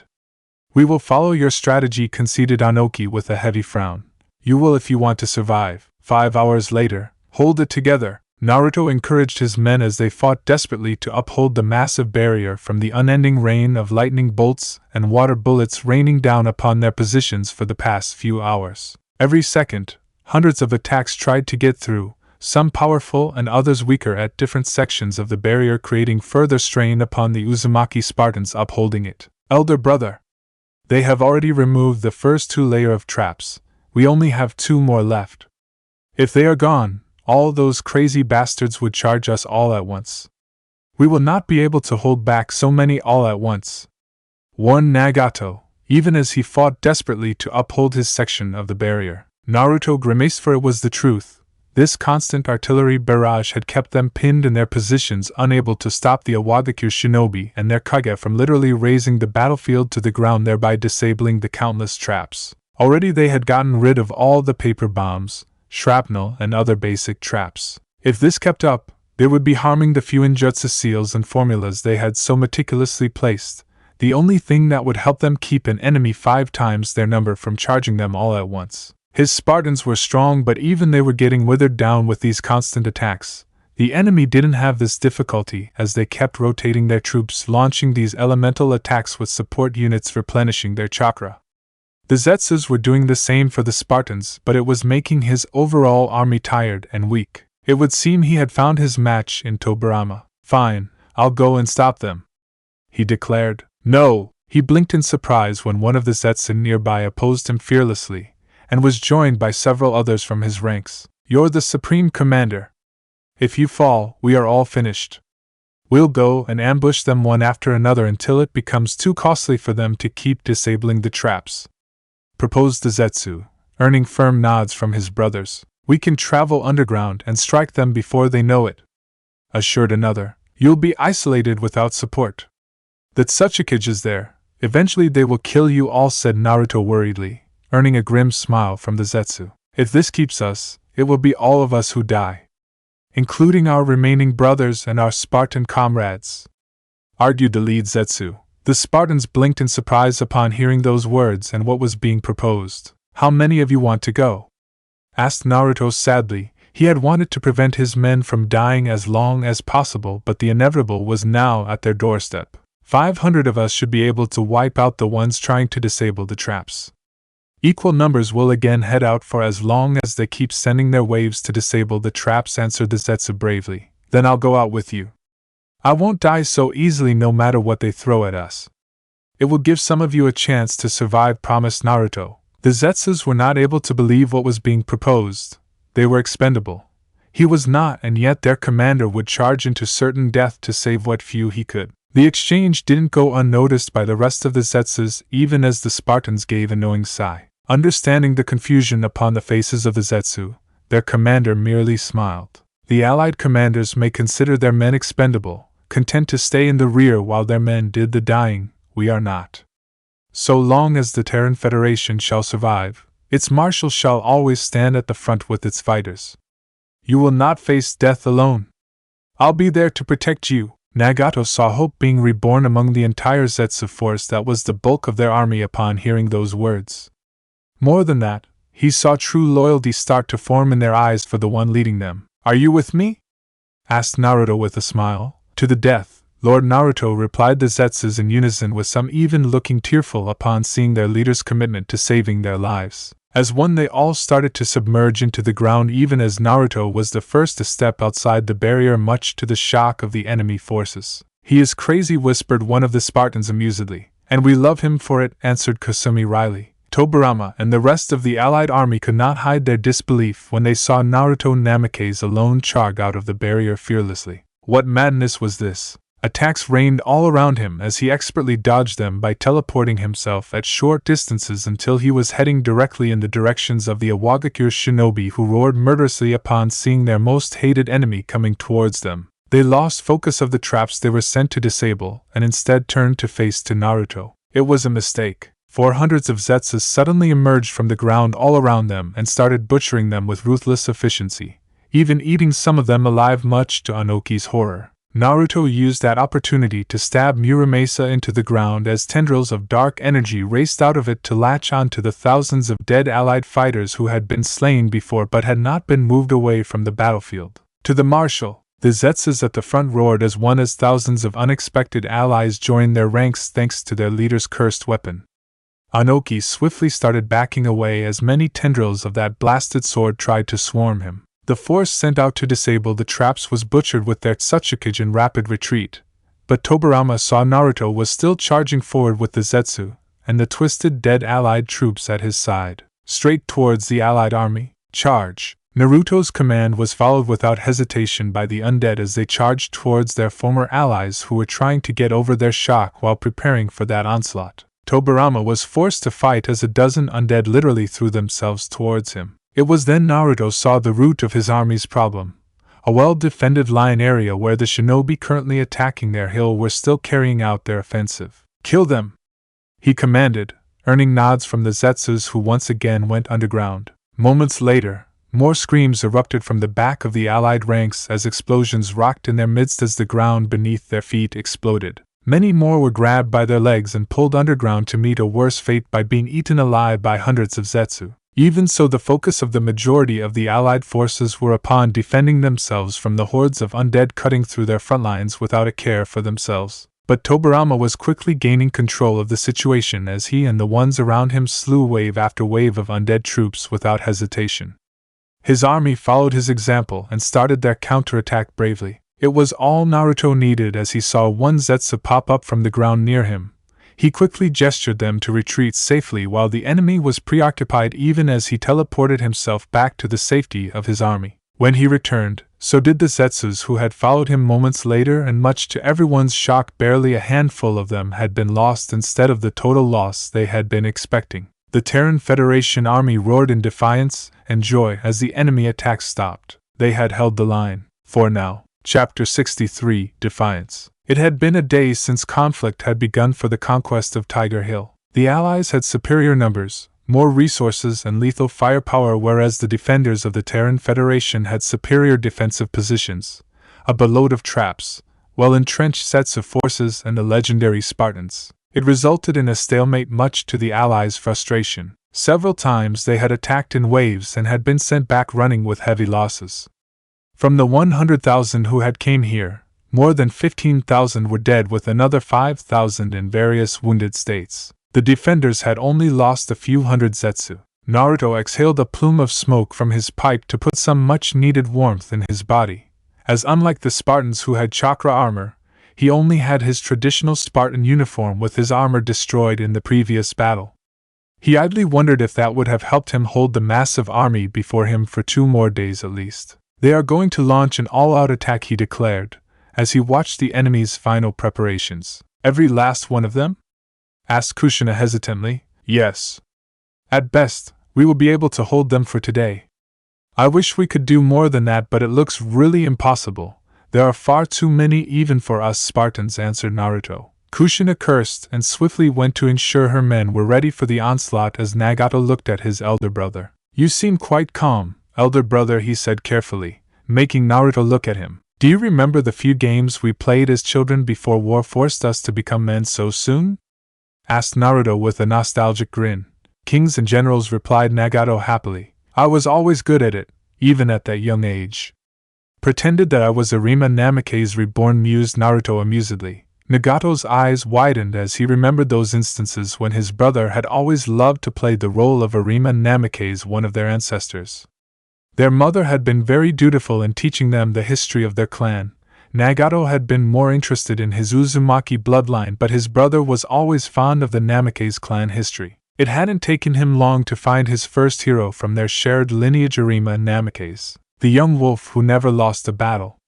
"You made mother so worried when you proclaimed you would be just like him and avenge our father Yahiko when he died at the hands of Kumogakure shinobi," reminisced Nagato. The woman had been right to fear, as Arima Namikaze had been a young teenage boy when his clan suffered a terrible defeat at the hands of their rival Kaizen clan, whose descendants would in the future be powerful Raikages.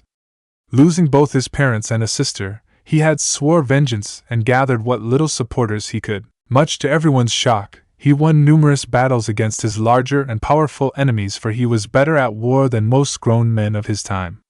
He achieved his vengeance by killing the ones who slayed his family, but also lost his life in the final battle with his loyal wolf clan summoned by his side. It was a tale of bravery, skill, loyalty, sacrifice, and tragedy. When Nagato looked back now, perhaps his brother's declaration to be just like his hero had been prophetic. For when their father was killed, Naruto picked up arms with the few allies he could muster in the form of the Spartans. Together they won battle after battle and ensured their sworn enemies' defeat in the war, but he survived, while his comrades didn't. Inoue had been right to fear and chastise her elder son, warn him not to follow in his hero's fate no matter how tempting it would appear in the short term. "I think our ancestor would have been happy, or at least content with what I have achieved," said Naruto curiously. "He better be." You named your son after him and completely destroyed the Kaizen clan whom he died fighting, retorted Nagato sarcastically, making Naruto chuckle and nod in agreement before turning serious after a few long moments. You asked me why I am so calm right now. Truth is, standing here and looking at the enemy now, I can understand what the young wolf would have felt all those centuries ago when he saw his larger enemy. He only saw victory and a chance to achieve the justice he had fought so hard for. Some would say he was naive, but not in his eyes or mine. We are each perhaps a hero in our own stories, explained Naruto patiently. I bet you would have liked to be called the young wolf, instead of being called Naruto the Great by so many, teased Nagato. For a long moment, he saw his brother wonder about the possibility, and in those fleeting seconds Nagato caught sight of the brave and cheerful little boy he had known once. One that was killed by the flames of war. A person who believed in heroes and legends once, but one who had become one himself today, even if he didn't accept it. True, but I am just a man, brother. When you say someone is the great, you inadvertently make them alien to those around them. I never wanted greatness, just, whispered Naruto regretfully, justice and a better future for our family.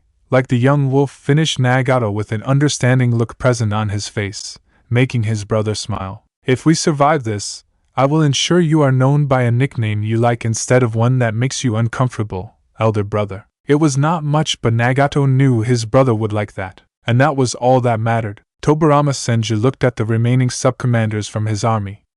They had all relayed the readiness of their forces for one final push that would achieve their victory. We will achieve our objective this time, Lord Second promised Tsukumo Hatake, making Anoki grunt positively. No doubt, Naruto Namikaze is just one man, dismissed Anoki, earning sharp glares from many leaders. Even a few of his own fighters. Who has won every battle he has fought, Lord Mizukage. Do not underestimate him, warned Shikuchi Nara tiredly. He will not win this one. Today shall be his first and last defeat, encouraged Shursui Uchiha. So we are agreed. All our forces save for the 20,000 defending our rear will be attacking the enemy all at once. We have to take large losses, but there is no other way to capture Tiger Hill. No retreat, no faltering, directed Tobirama seriously. How many can we truly throw at the enemy? 65,000. Tobirama nodded at the projections being discussed among sub-commanders as Shikuchi Nara took the lead in the talks. The enemy has less than 19,000 left. A few hundred or close to 1,000 of their own have perished.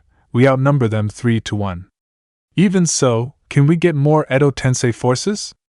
Asked the Nara leader, looking directly at Tobirama. Only if absolutely necessary. I am saving the reserve for the battle with Madara at their hideout, but will commit them should you require, clarified Tobirama. He received several firm nods as they finalized their plan of attack. It was time to end this. 2 hours later, the final attack started with the brutal bombardment of Terran positions upon Tiger Hill in the form of water and lightning-style attacks falling once again from the skies. Only this time the Spartans were not out in the open projecting barriers to hold them back. Instead, they were concealed in their powerful and fortified bunkers in smaller groups, with only their aerial units being camouflaged at the mountain top. Their Zetsu forces had been instructed to go underground and only emerge into the battle once the enemy came into melee range, for they could not spare Spartans in holding barriers to protect them, not if they were to be used in direct engagements where they could cause more damage. Naruto held his nerve as he saw the largest army in his entire life charging towards their positions from 3 sides. He was secured in the bunker on the center alongside Nagato and a small squad of Spartans. Similar number of fortifications had been distributed across all the 3 flanks to make the best use of their firepower. There are way more of these bastards, cursed Nagato, even as more bombardment fell upon their bunkers to destroy them. It was only thanks to Kushina's numerous fuinjutsu methods that it held and its residents were not reduced to ash. Bloody hell, they are really pissed. The trench lines are nearly decimated, whispered another Spartan. Good thing, we asked the Zetsu to go deep underground for now. All of them would have died in this suppressive firing otherwise, said Matsuri. The first wave shall be clones and civilian fighters. Our few remaining traps should take care of the clones. Instruct Hate to blast the civilians with our own suppressive fire. No one is to waste kunai launcher rounds until the third and other waves made up of shinobi come in front of us. Tell the others, instructed Naruto decisively. Hold the line, Spartans. Shikuchi Nara witnessed the very first of their forces, made up of clones, quickly reach midway towards the enemy positions without any resistance.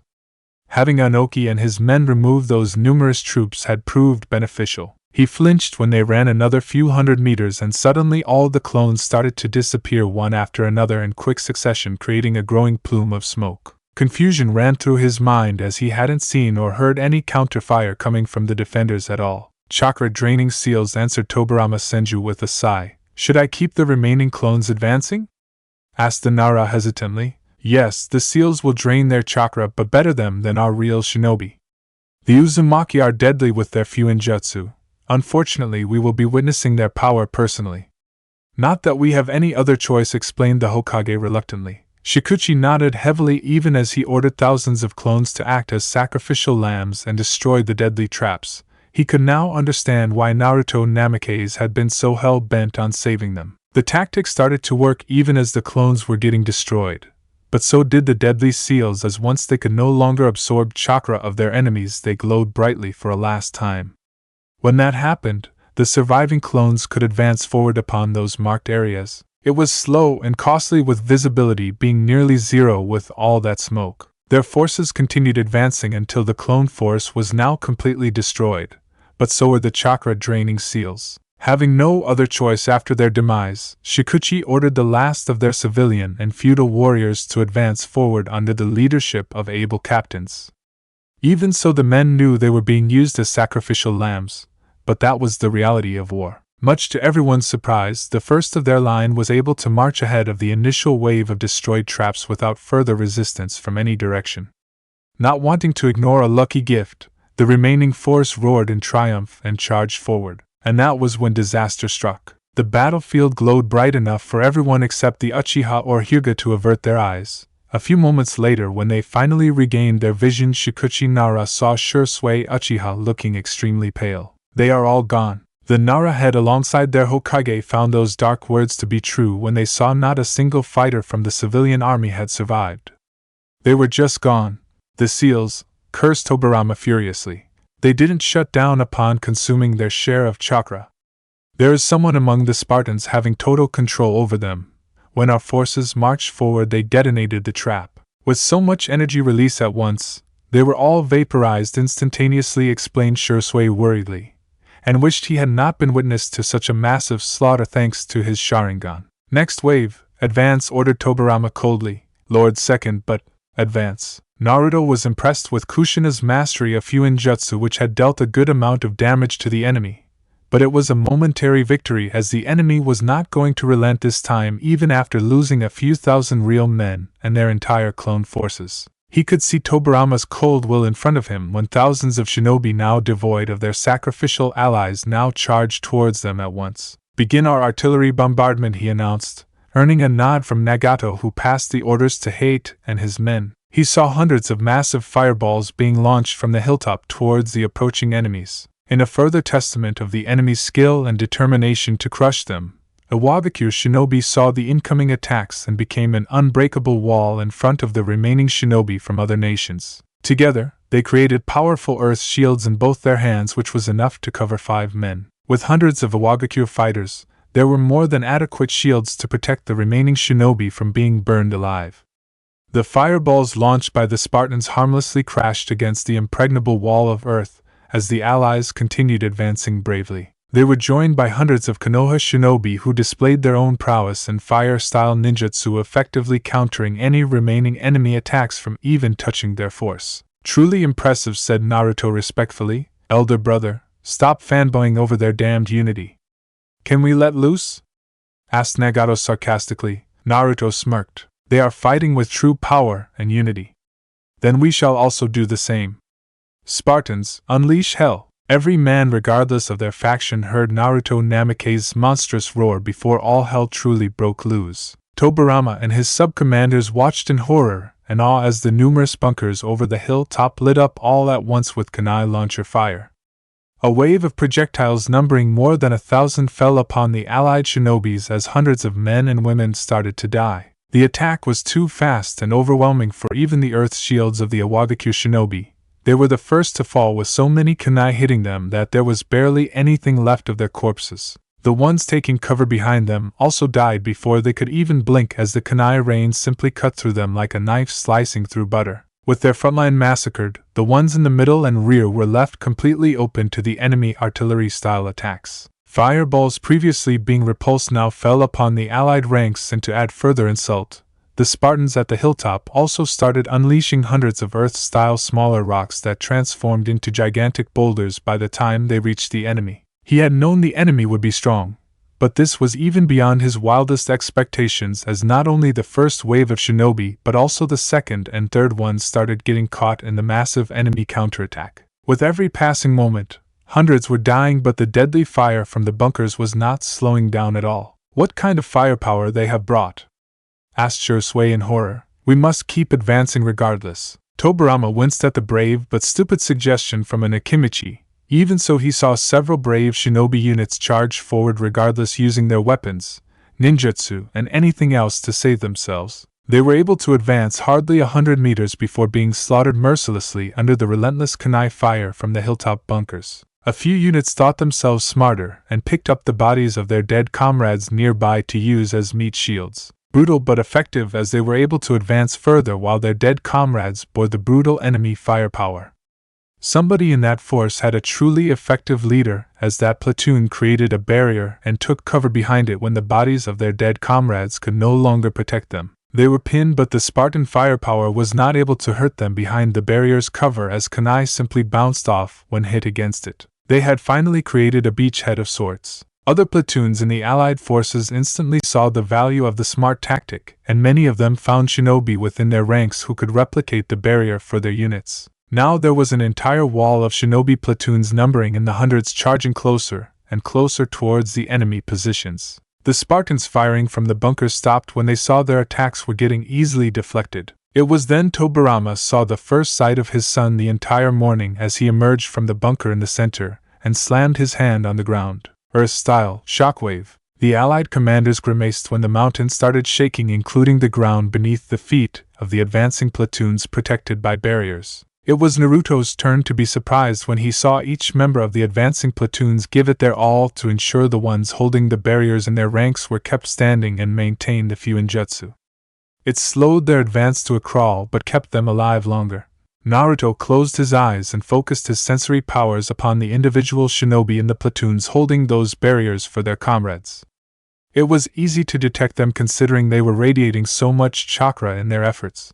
Earth-style thunder spears. He smiled when the ground beneath the feet of every shinobi in the enemy platoon maintaining those barriers transformed into deadly spikes that pierced clean through them, cutting them in half. The barriers collapsed instantly, much to the horror of the remaining enemy platoons who were now so close to the enemy positions and without any immediate defense. Fire! Naruto's firm command restarted the deadly fire from every bunker manned by Spartans, as each enemy fighter was slain without hesitation, as their dying screams horrified the rest of their comrades downhill. 12 hours later, Tobirama felt his heart sink, as the Battle of Tiger Hill had now become his most difficult and costliest battle of his entire life.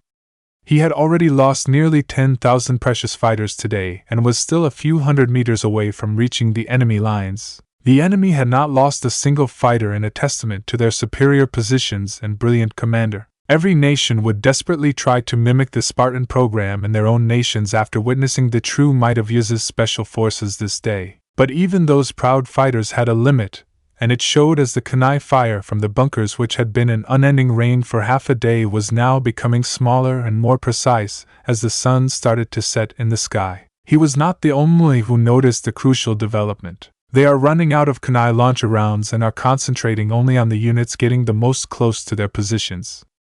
At the start they were targeting every fighter across the battlefield, realized Tsukumo with a relieved smile. I can't sacrifice more and more fighters like this. It's time to execute Shikuchi and Danzo's idea, said Tobirama seriously. The Hokage had been intrigued that Danzo of all people had came up with such a clever tactic, and was only infuriated moments later when he realized why such a tactic was not suggested earlier by the Shimura fighter. For it would put him on the front lines to execute it, and he didn't want to die quickly. Only now, when the enemy's power had started to dwindle, did Danzo gather the courage to act when it was more safer for him and the perfect chance to steal glory. Thousands died, Danzo.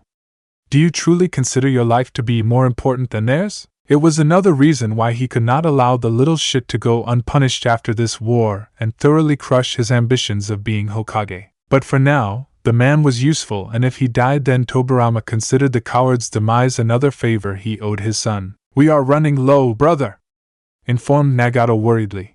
"Make your shots count, keep them off us for another hour or two max, for after that it will be close-quarter combat, and there are way too many of them than us," replied Naruto swiftly. "Easier said than done. We had to use too many rounds to completely keep them pinned and butchered for half a day. We only have the last few thousand shots left," cursed Kasumi, their finest marksman and munitions expert on the communication channel. "The fuck is that?" Their conversation was interrupted when a new monster was unleashed on the battlefield by the Allies. It was a truly monstrous elephantine chimera upon which Danzo Shimura stood with a shit-eating grin upon his ugly face. The beast's roar made many flinch. "I don't know whom to consider ugly," the summon or its caster quipped Kushina amusedly over the communication channel. "Danzo, you're way more ugly than your pet," Naruto roared his insult across the entire battlefield for everyone to hear, eliciting laughs from most Spartans, and even a few allied forces, making the Shimura glare murderously at the bunker from where that insult had came from. "Destroy them, Baku," he whispered furiously. Nagato gave his brother a reproachful glare, which the blonde shrugged off as the Spartans restarted their deadly kunai launcher fire. Only this time every single projectile was being sucked into an invisible vortex of wind rotating over the hideous creature's mouth. It was not the only thing getting caught in the emerging tornado, as hundreds of dead allied corpses nearby also started floating in the air in a deadly dance. Naruto sensed the danger and his eyes widened in horror as the beast roared before chucking the entire vortex right back at their positions. "Kushina, barrier!" Tobirama could not believe it. The same feeling was common across all the other commanders as the monster Baku unleashed a devastating attack at the enemy that made them create a sudden barrier that protected them from the worst of the damage. But in doing so, they had given the Allies critical time. All over the battlefield, dozens of summoning jutsu were executed as a horde of animals and monsters of all sorts were called to the realms of men. There were dogs, cats, eagles, hawks, snakes, frogs, and even 5 goddamn elephants. Their casters all pointed in one direction, the enemy center. Not a moment later,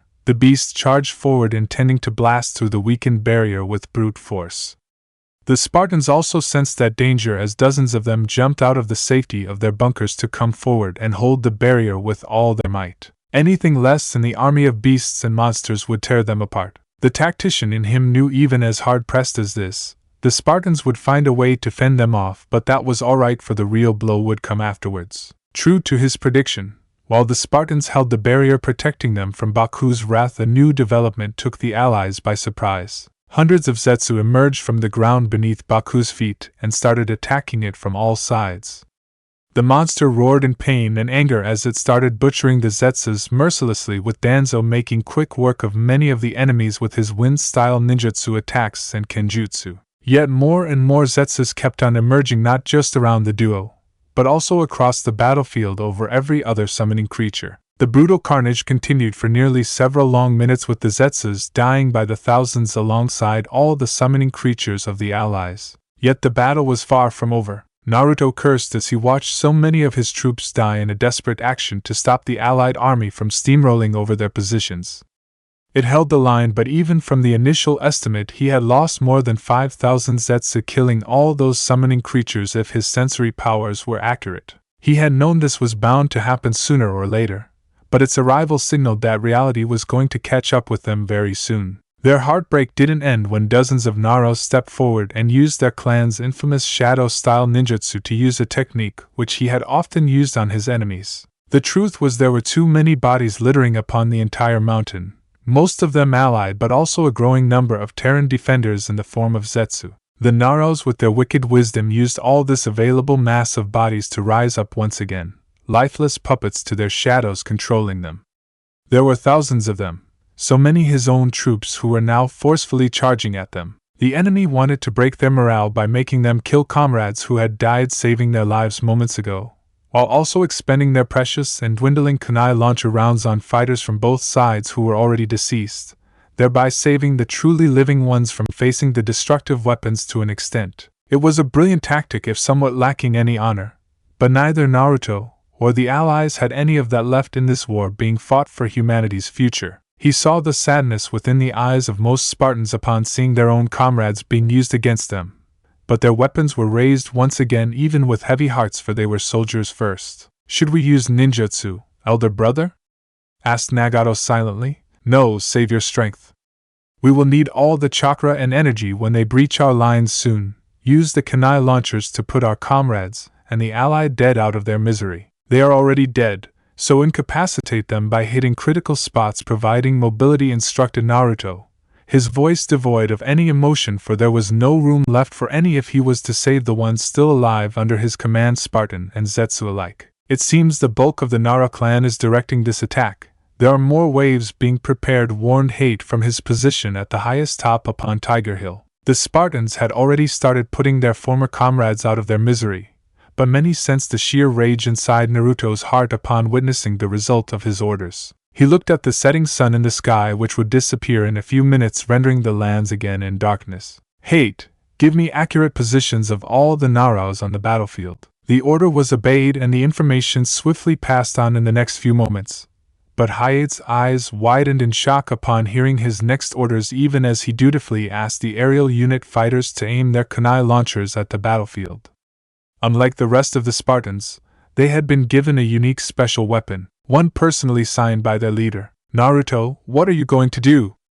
asked Kushina warily. "This cannot go on forever, nor should we not punish the Nara bastards for their actions," replied Naruto coldly. "Brother, when this sun sets, so shall the strength of the Nara clan forever." Shikuchi Nara had been satisfied with the progress of their forces, for they had finally gained real ground while inflicting significant casualties among the enemy. It had came at the cost of many lives and their honor, but one that had to be paid for the sake of victory. The Spartans were being forced to use their lethal kunai launcher rounds to stop fighters who were already dead. Soon enough they would run dry, and the rest of the allied army that outnumbered them even more would crush them. He frowned when he saw the enemy throwing dozens of smoke bombs downhill across the battlefield, creating further chaos. But it wouldn't stop his clansmen, for they knew where the enemy were, and would soon their minions to do their bidding. Tobirama, however, went pale as he looked at the Nara clan head quickly. "Pull back your clansmen. We are winning, Lord Second." "The strategy is working," said Shikuchi calmly. "Gods damn you, man! Pull the Nara back or they are all dead." Even as he was in the middle of completing those orders to quicker men who would obey, Tobirama saw dozens of kunai being fired from the extreme top of Tiger Hill by a secluded group of Spartans. Most probably their aerial units who had participated earlier. The projectiles disappeared into the smoky battlefield, and that was when blood-curdling screams started. Shikuchi froze when he recognized them to be those of his own clansmen. "It's fucking Naruto AH! Kill him! He's too fast! We can't see!" Even as the Naras were getting slaughtered one after another, there was one man in the allied army who found it to be the perfect opportunity. Their strategy had worked quite well, but the risk the Naras took in being at the front to execute it had come to bite them back in their smart asses, as Naruto Namikaze made their end very painful. Anoki, however, had to acknowledge that the Nara deaths would not be in vain, for it had forced Naruto to step outside the safety of his lines alone once again to neutralize the next biggest threat to his army's survival. It was a proof of his deteriorating situation, which was only going to get more worse very soon. Unlike their previous encounter, which had taken Anoki by surprise upon the blonde's sudden charge, this time the Mizukage had expected it and prepared accordingly. He waited until he could sense only 2 Naras left on the battlefield. When the count dropped by one more, he fired. The particle-style beam struck true by first spearing clean through the last Nara fighter and a fraction of a second later through Naruto Namikaze's chest as he teleported to finish off the enemy, and could not move or teleport away since the devastating beam had already been fired and timed down to the millisecond. The smoke cleared. To the allied army's overjoy and the Terran's horror, they all watched Naruto stumble several steps back and cough blood as he looked down at the considerable hole in his upper chest. Anoki quickly moved back to the safety of his forces and took great satisfaction in seeing Naruto fall to his knees in pain. Tobirama stood in silent horror and saw his badly wounded son looking at the allied army with unrelenting defiance in his eyes. The father in him was mortified, but the commander in him could see what this single moment truly meant. Even a monster like him can bleed, said Shikuchi Nara with barely concealed hatred. Before anyone could react further, Naruto teleported himself back to the safety of his lines. It was the signal to continue the battle. But this time the allied forces were even more determined, for they could see the enemy had started to crumble slowly but surely. Karakan Pass. Inoue Namikaze grimaced as she watched the brutal decimation of her forces with every passing moment. She had marched with an army of 30,000 Zetsu and Captain Reika Uzumaki by her side to face the enemy that would attempt to reach their base through this longer route. They had come swiftly and had been met with brave resistance by the Terran forces, until Hashirama Senju came on the battlefield. Her Zetsu had been holding well, inflicting good number of casualties upon the samurai, making up the bulk of the enemy army while taking equal regrettable losses in return. Hashirama had changed all of that. She saw less than half of her army remain now, and even they were not in the best shape as the enemy had launched their next attack. How she wished some of the Spartans were here to support them, but knew they had an even more tougher battle to face, for the enemy here was nothing but a distraction force. Even so, they were strong enough to wipe them all out at the current rate. Lady Second, please use the special reserves. We are getting slaughtered, said Reika Uzumaki desperately, as she came rushing towards her back from the front line. Inoue hesitated. Madara had taught her the Edo Tensei technique, one used by Tobirama himself to revive Hashirama and a few others being used against them. It was a despicable jutsu if used in the wrong hands, but she could not deny it had also been used to revive her and the Spartans before Madara fully restored them back to life with his Rinnegan powers. But could she really lower herself to use such devious means? Naruto had told her to use it only when defeat was imminent, and she felt it could certainly make a difference. However, as she watched the frightening power of Hashirama Senju as he slaughtered hundreds of her Zetsu, she knew not one of her fighters would be able to stop that man. They are not strong enough to defeat Hashirama. But I know something which is, said Inoue calmly. What is it? Asked Reika hesitantly, not liking the calm resignation that arrived in her leader's eyes. Reaper Death Seal. Reika grimaced, for it was one of the most secret and powerful techniques learned by every Kage of their nation, to be used in their nation's most desperate hour. Inoue had only been Kage for a very short time, but traditions had been honored and she was given the required knowledge. It was also possible for this technique to have been imparted to a select Spartans, but Reika doubted there would be many who knew for sure. I know nothing much would make a difference if we use Edo Tensei against our enemies, like they are doing to us. Both sides have committed atrocities, but we must stop this madness somewhere. It's foolish, but in our final hour, we must be better than those who oppose us. That means standing and fighting with our own power wherever possible, explained Inoue patiently, as she began preparing for battle. Honorable, my lady, replied Reika with an admiring smile, earning a bitter laugh from the blonde. Honor will get us killed in this war, but I understand what has to be done and know the means to stop Hashirama. My sons wouldn't want this, but it is necessary for our victory in this war and for the future of Uzushiogakure and its people. Once I fall, you are in command and must defend this pass to the last fighter, ordered Inoue seriously, even as she picked up a sword. We will hold them for as long as there is breath in us, Lady Second. Then we shall join you, promised Reika. As they turned to rejoin the battle, Inoue's eyes widened as she sensed a new presence.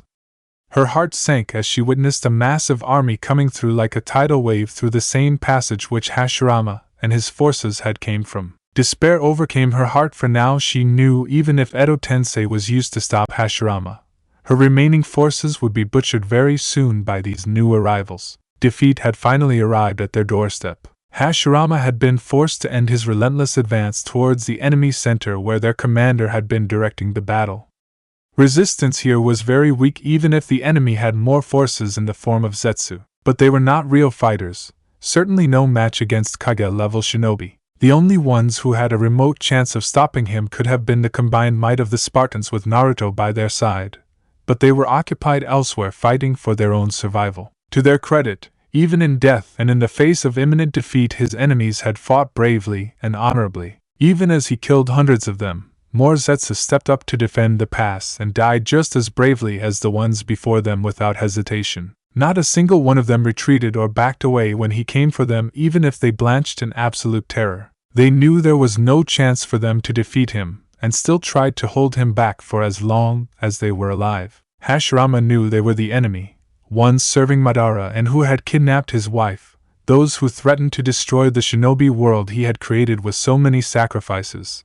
Yet he could not help but respect their devotion to their cause, to that Terran Federation flag being held by one of their own at a higher position. Lord Mifune, we will have some company soon, he informed the samurai leader fighting by his side. Reinforcements?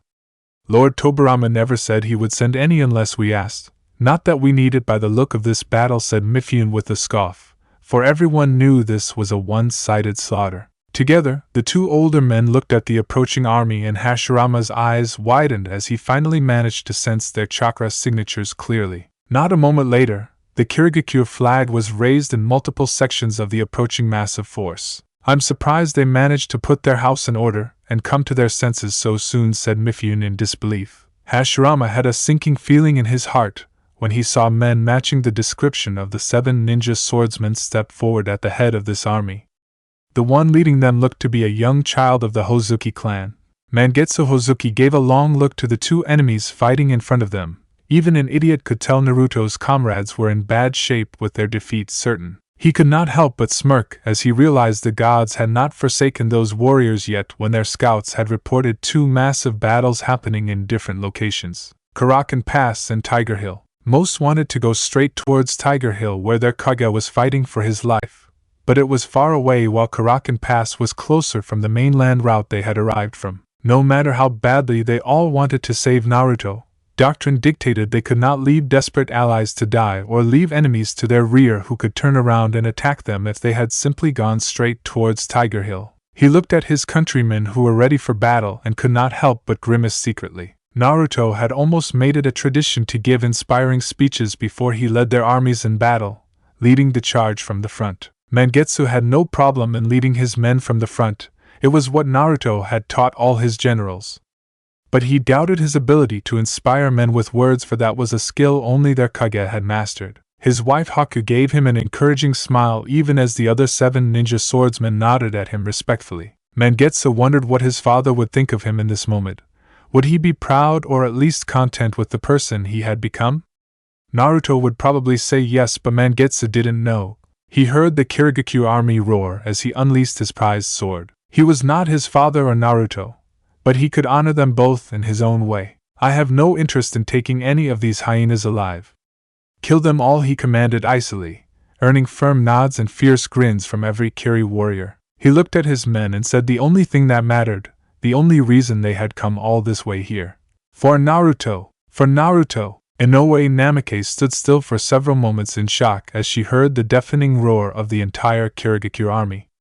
Beside her, Reika Uzumaki's eyes were also wide in disbelief, but for a different reason. The second Mizukage saw it a moment later and was even further shocked to see thousands of Uzumaki fighters step forward under the command of Hanzo Uzumaki, the first Mizukage. Yuzu came for us, whispered Inoue in a trembling voice, unable to stop tears of joy from arriving in her eyes. It was a sight she would never forget, nor would their enemies, as for the first time in history the entire army of Yuzushiogakure had marched beyond their lands in full force. If the Kirigakure army's declaration had broken the morale of their enemies, Hanzo Uzumaki's war cry made Hashirama take a step back. For our Spartans! Our children! The Uzumaki army's roar of approval was louder than even the Kirigakure army, making Reika and Inoue chuckle with happy tears, for their clansmen had always been a rowdy bunch, but none could doubt their loyalty to their own, and they had proven it today. Inoue grinned alongside her 15,000 Zetsu as they all realized they now outnumbered the enemy almost 3-1. More importantly, the enemy were trapped from both sides now with no other escape route available. She raised her own sword, making the enemy army forces flinch as they saw thousands of Zetsus emerging by her side with savage grins. Inoue's war cry was matched by the combined army of Kiri and Yuzu. Charge! Hashirama Senju had seen more battles than any of his allies on this entire battlefield. Unlike his brother, he was no tactician, but could tell that this battle was as good as over when 2 armies charged towards his outnumbered forces from both sides. The entire battlefield was roaring with only one cry of their enemies: for Naruto. They had come all this way to fight and die for one man. Such loyalty could not be inspired by lesser men and women. Naruto the Great. It would seem that title was perhaps well earned after all. To their credit, his samurai and special forces shinobi bravely rallied to Mifune's urgent commands and braced for the onslaught. The first to fall upon them were Inoue Namikaze and her Zetsu army. The previously resigned defenders were invigorated and fought with a ferocity that made many allies tremble. Mifune was fighting hard to protect that front, but it was only a matter of time. So, Hashirama and a few of their shinobi units alongside several thousand samurai turned to face the charging hordes from Kirigakure and Yuzushiogakure. His eyes widened when he saw dozens upon dozens of Kirigakure shinobi take to the skies, same as the Spartans under the leadership of a few 7 ninja swordsmen. He knew Tobirama was the one controlling his Edo Tensei form. Even his brother had given him free will most of the time to do as he pleased. The second Hokage would have also realized through Hashirama what had happened. The elder Senju was proven right when he heard his brother's voice speak to him secretly. "This battle is lost. I can't risk them capturing you or undoing the Edo Tensei," said Tobirama in a resigned voice. "Do not pull me back, Tobirama. 20,000 of our forces will die here if I don't help them stop the enemy," argued Hashirama fiercely. How could his brother expect him to leave their allies to die like this? "Do not underestimate the Uzumaki, elder brother. Yes, you will inflict heavy losses upon them, but in doing so also give them an opening to capture or seal you. If that happens, we are lost." "You are just thinking about one battle. I am thinking of the entire war," defended Tobirama angrily. "Things are bad at your front too?" asked Hashirama sadly. "Worse. The resistance is too strong. We will need your power to break through their defenses completely.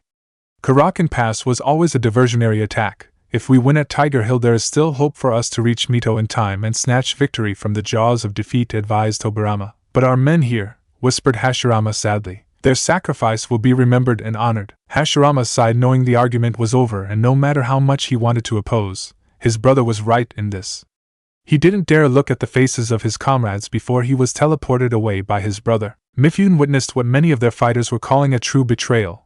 But the commander and samurai in him knew it was a ruthless but tactical decision on Tobirama's part. He doubted the honor-bound samurai would have been able to do the same if put in the same boat. It was why they were different from shinobi and would remain so. "We've got no chance." The men were despairing as the massive army of Kiri and Yuzu got closer and closer, even as the Terran army led by Inoue Namikaze at their back was already attacking in full force.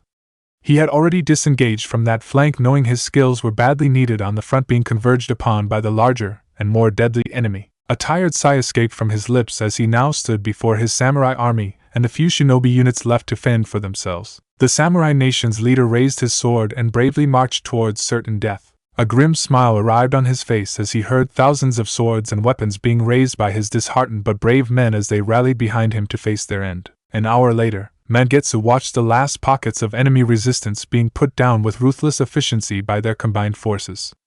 The allies had fought quite bravely, but 20,000 fighters could not defend for long against a might of nearly 60,000 who fell upon them from both sides in a deadly pincer attack. The samurai were no match for shinobis of Kirigakure and Yuzushiogakure. The Zetsu units from Inoue Namikaze created even more chaos among their lines, sealing their defeat. His forces and that of their allies had also suffered close to 2,000 losses in the battle, but had inflicted casualties 10 times more upon their enemy, achieving total victory. Their next battle wouldn't be so easy, for the enemy would know about their approach and would have a larger army to defend themselves with. He looked at the beaten and wounded leader of the samurai nation made to kneel before him. "He fought honorably, cut down 30 of our men."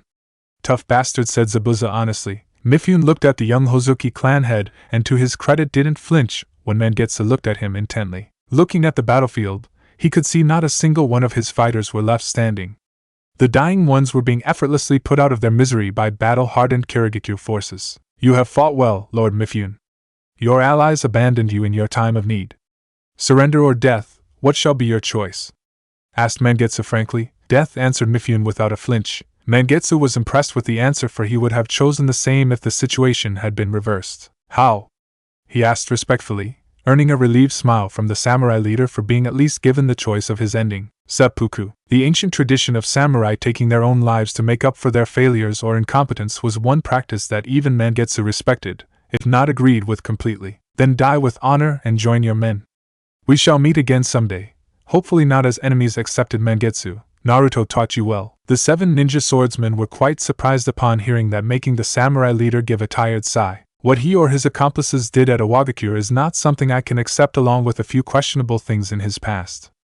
Even so, I knew your nation's shinobi as nothing but barbarians with no unity or discipline in the past. Things have improved greatly under Naruto's command. He not only taught you tactics but also when to act with courage and honor. I can see why all of you came here and risked everything for his sake.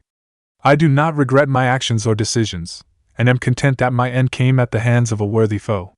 It's all a samurai could ask for, explained Mifune honestly. We fight for our Kage, the same way your men fought for you until their death, replied Haku confidently. Loyalty is the strongest power and greatest weakness. The samurai leader said nothing more before taking up his own sword offered by Kisame with a grateful nod. Inoue Namikaze and Hanzo Uzumaki had joined the leaders of Kirigakure to watch in silence as Mifune removed his armor and placed the tip of his sword at his abdomen with a cold determination that made them shiver. They saw Mangetsu walk forward to take up position behind the samurai leader and grabbed a fallen samurai's sword offered by one of his men. Mifune gave him a grateful nod in return before taking a deep breath and plunging his sword deep into his abdomen with a muffled grunt of pain. Inoue flinched but didn't look away as the samurai leader slowly but efficiently cut open his abdomen. As blood pooled over the ground, Mangetsu's sword came swiftly beheading the man and preventing him from suffering further in his shame. Much to the surprise of the Uzumaki fighters, they saw Mangetsu respectfully place the sword that he had killed Mifune with at the dead man's feet before turning back to his men. Bury the enemy dead with full honors. They fought well like true warriors. They shall be given a respectable place to rest, commanded Mangetsu. Hanzo Uzumaki didn't wholly agree with the decision but had to admit it spoke well of their allies that they knew when to be strong and respectful at the same time. He could see a Kage in making in the form of Mangetsu Hozuki. He would never be Naruto, but his men seemed to respect him as they went forward to carry out his orders without hesitation. The boy then turned towards them. We will observe a minute of silence to honor Lord Mifune, said Mangetsu decisively. Inoue nodded, making Hanzo follow suit. They even offered respectful salutes as the dead samurai leader's mortal remains were carried away with full honors for a proper burial. When that was done, Mangetsu looked at them with fierce determination. How long will it take us to reach Tiger Hill from here? Hashirama escaped and he would have warned them of what happened here, pointed the Hozuki clan leader. They'll launch an all-out attack to crush the defenders there, for nobody would want to be caught up between two armies after this, said Haku honestly. A day, less if we march at full speed, but it would tire out the men. You're marched here in full haste. They could use some rest, advised Inoue. Mangetsu sighed but looked at the condition of their troops from all sides. Most of them were tired after such a long and rapid march followed by a brutal battle. The Zetsu were no better after having battled the enemy for quite some time until reinforcements came. But Naruto didn't have much time, and it was all that mattered. Can you teleport us all to Tiger Hill?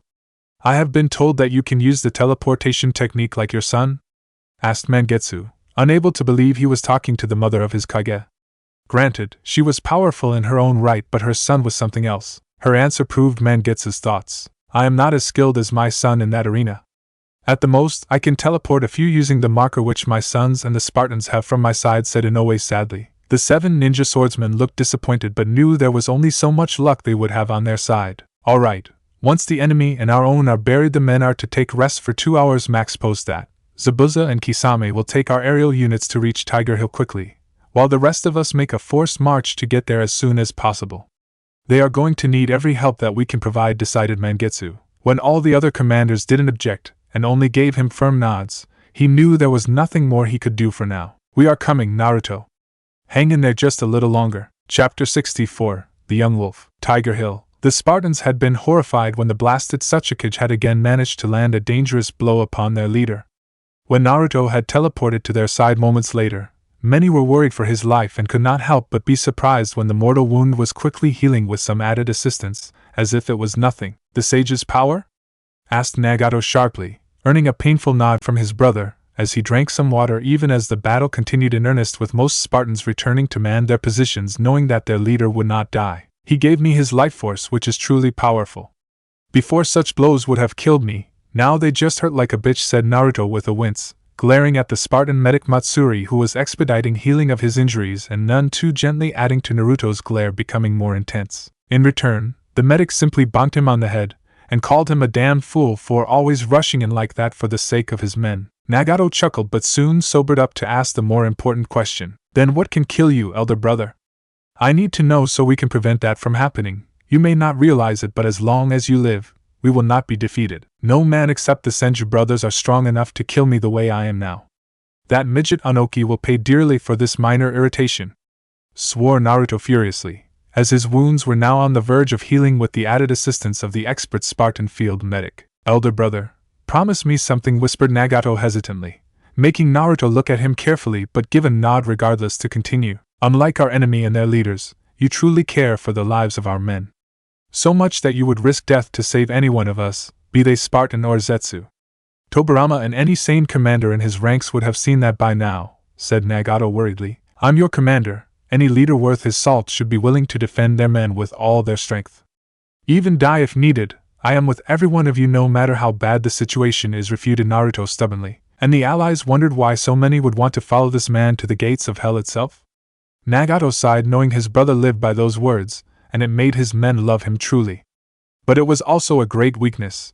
Elder brother, the enemy will try to trap some of our men soon.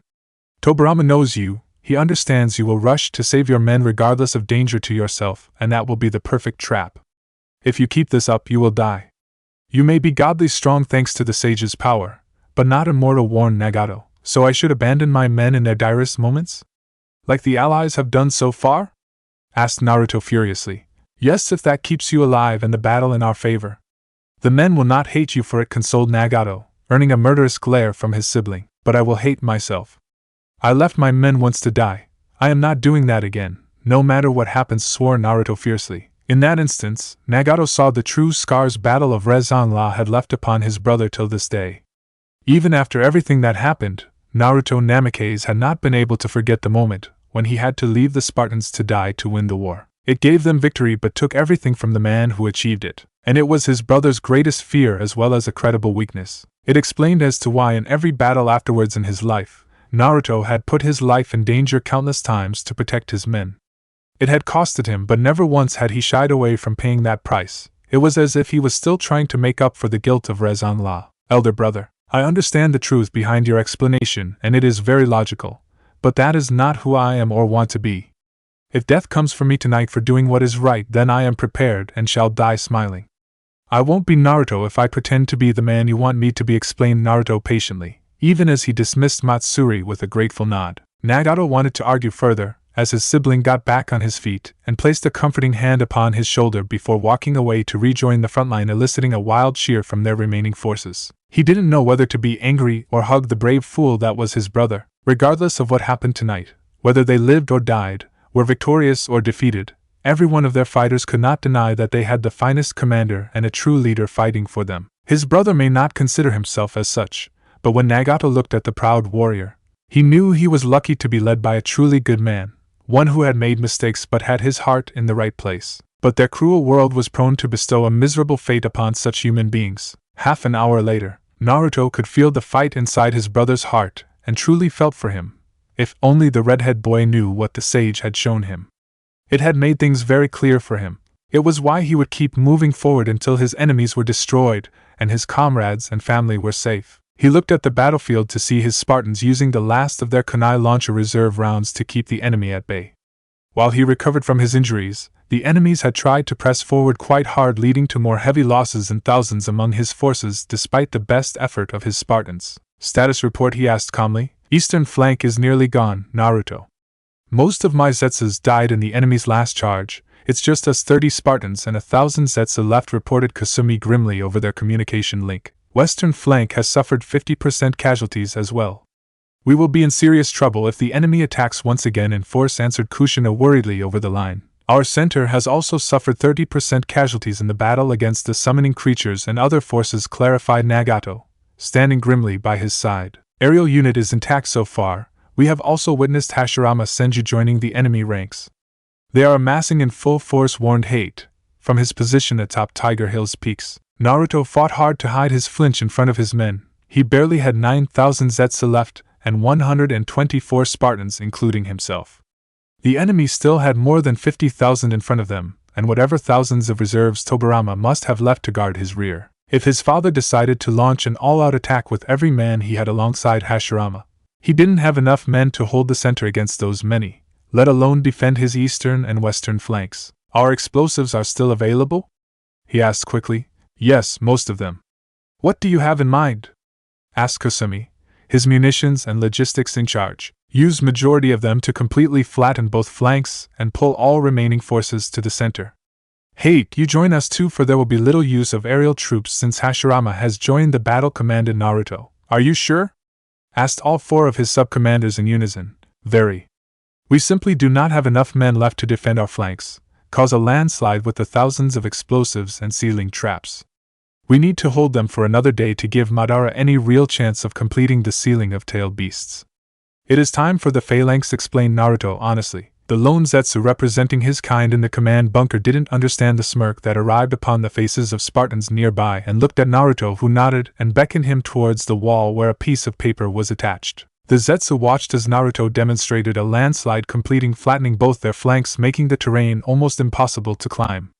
That left a carrot-shaped area in the center extending outwards, leaving the enemy a very narrow but straight path to retake Tiger Hill. At the tip of the simple-shaped area would be the entire Spartan force led by Naruto himself, making the vanguard with whom the massive enemy army shall clash head-on. The remaining 9,000 Zetsu shall be in the middle and rear to support, even push back any enemies that manage to breach the Spartan wall. Phalanx formation, I have no doubt about your resolve or bravery, but for your own safety, and the sake of this battle, your remaining brothers must support us.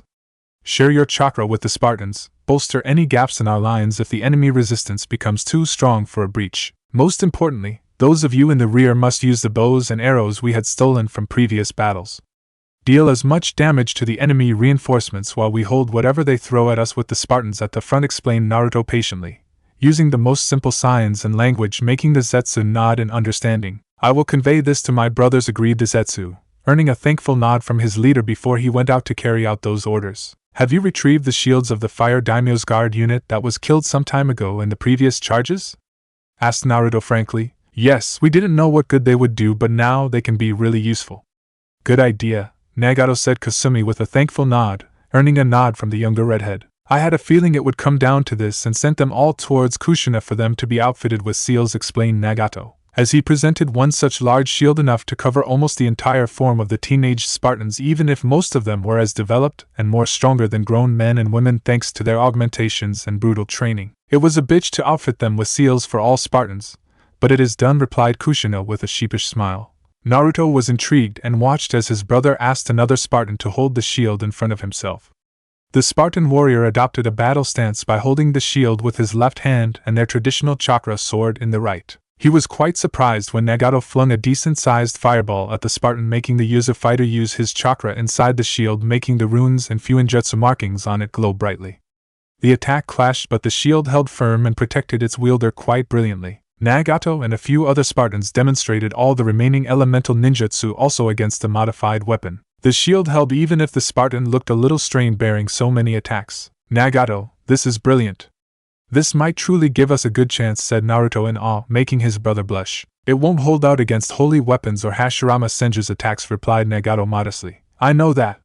Our chakra armor already makes us a deadly force, but this gives much added protection, answered Naruto proudly. Naruto, I also have a suggestion, said Hate seriously. I'm all ears. The ground beneath our feet should also be reinforced by multiple barriers. That way Hashirama or any of the allies can't easily use Earth style or wood style to attack us from below to cause losses or disorient our formation. The phalanx is only strong if not just the vanguard, but also those in the middle and rear can do their jobs safely, pointed Hate. Some of our best Spartan marksmen can create a decent unit of clones who can maintain position at the hilltop. We still have 1,000 or a little more kunai rounds left. They can provide precise fire support. Take out the enemy commanders directing the attack, causing further chaos among their ranks, or deal with pests like Anoki if they try to get too close. I suggest a barrier be set up around their positions for protection in case they come under attack, suggested Kasumi. I can also rig the mountain's edges of both flanks once they are destroyed with repulsion seals and remaining paper bombs. That way anybody who tries to climb the cliffs will die a brutal death, making that route completely impossible to exploit, said Kushina with determination.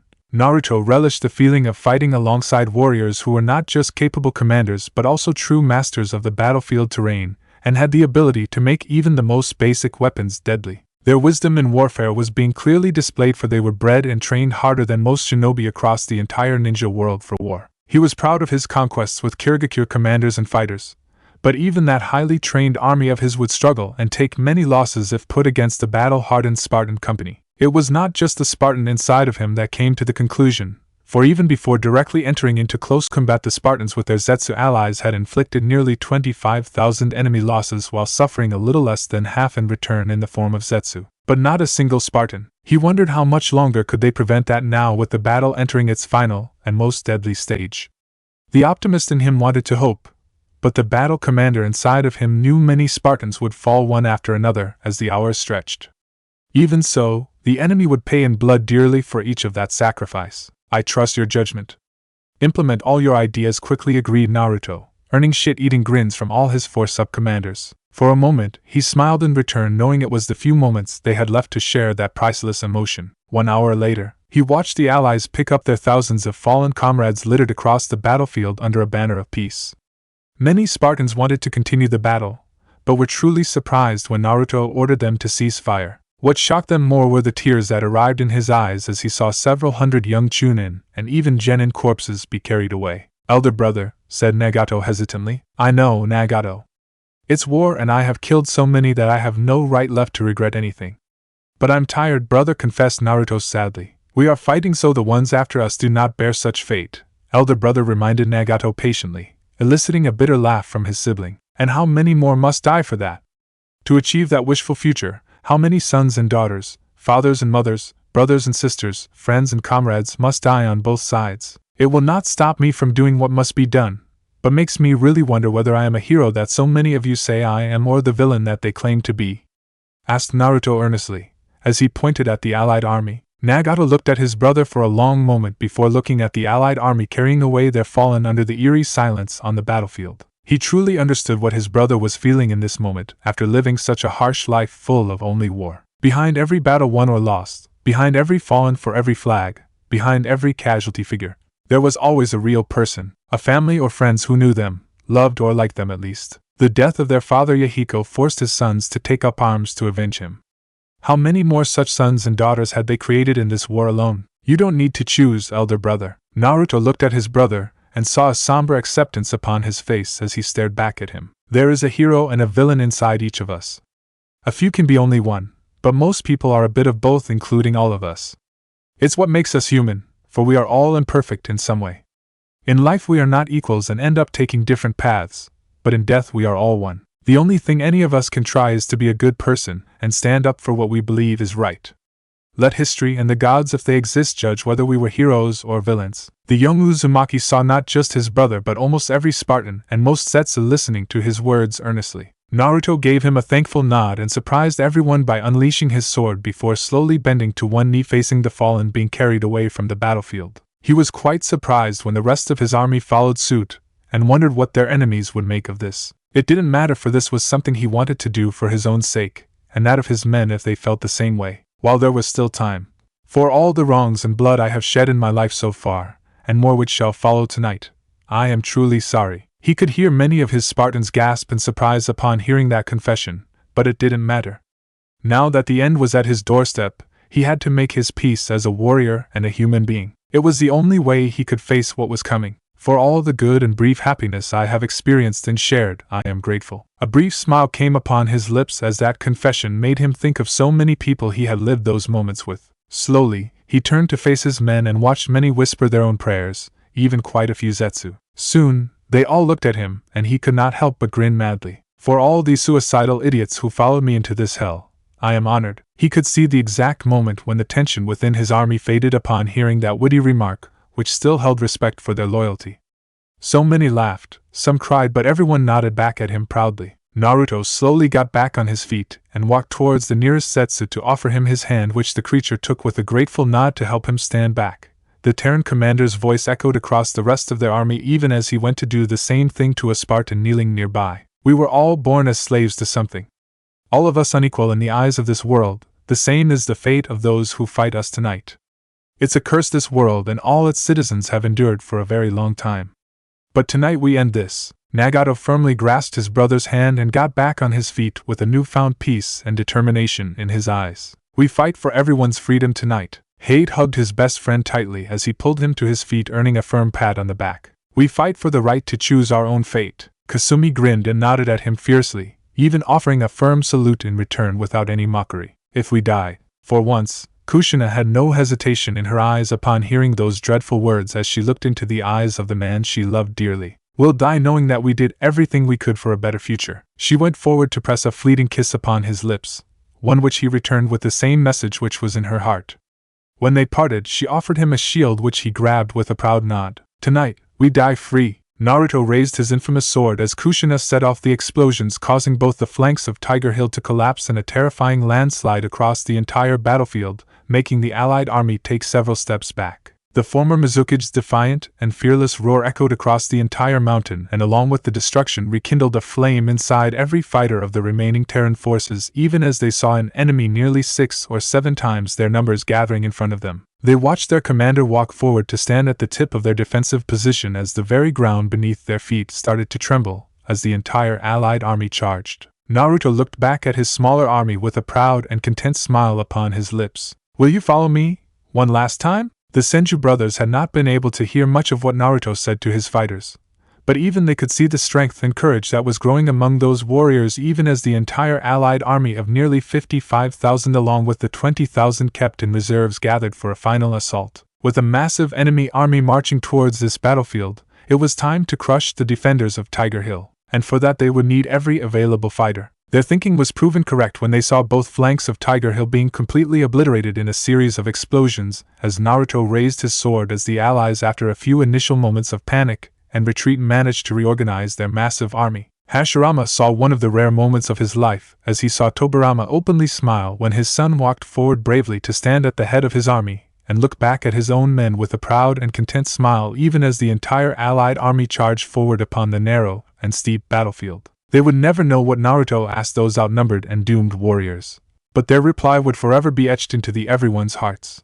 The young wolf. Naruto was speechless. He had been called by so many titles his entire life: Captain Fox, Commander, General, Fourth Mizukage, the Black Flash, Butcher of IWA, the Demon, and a Marshal in the end.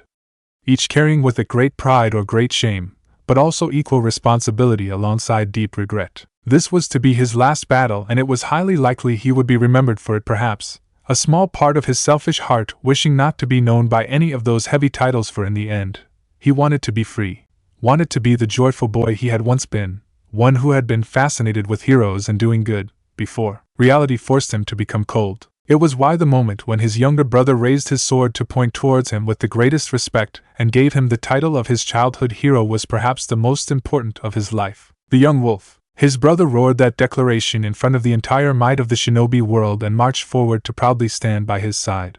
"Now you're free," elder brother whispered Nagato happily, making Naruto envelop him in a firm hug. The young wolf. Naruto blinked in surprise and saw Kushina make that proclamation happily while marching forward to stand by his side. The young wolf. Hate and Kasumi were equally fierce and happy in their roars as they joined the side of their closest friends. The young wolf. The young wolf. The young wolf. The entire Spartan force marched proudly towards their leader with their swords clashing against their shields, and the last 9,000 Zetsus following suit, clashing their spears into the ground with every step, or raising their swords victoriously in the air with the single war cry being roared by the entire Terran army. The young wolf. Tobirama could not remember more than a handful moments of his life that had struck his heart truly.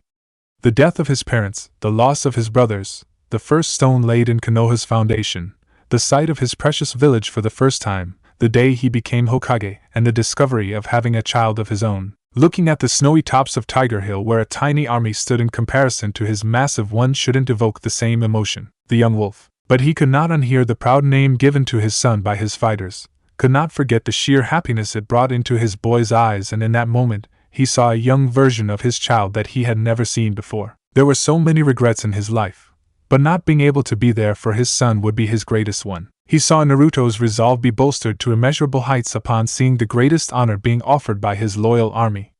With that strength, he took up position in front of them all and grinned fearlessly as the enemy army came rushing at them. In Tobirama's eyes, this was perhaps the most glorious moment of his son's life. For right now, Naruto Namikaze looked exactly like the heroes Tobirama had heard about in stories, but only rarely seen in real life, and he was proud of his son.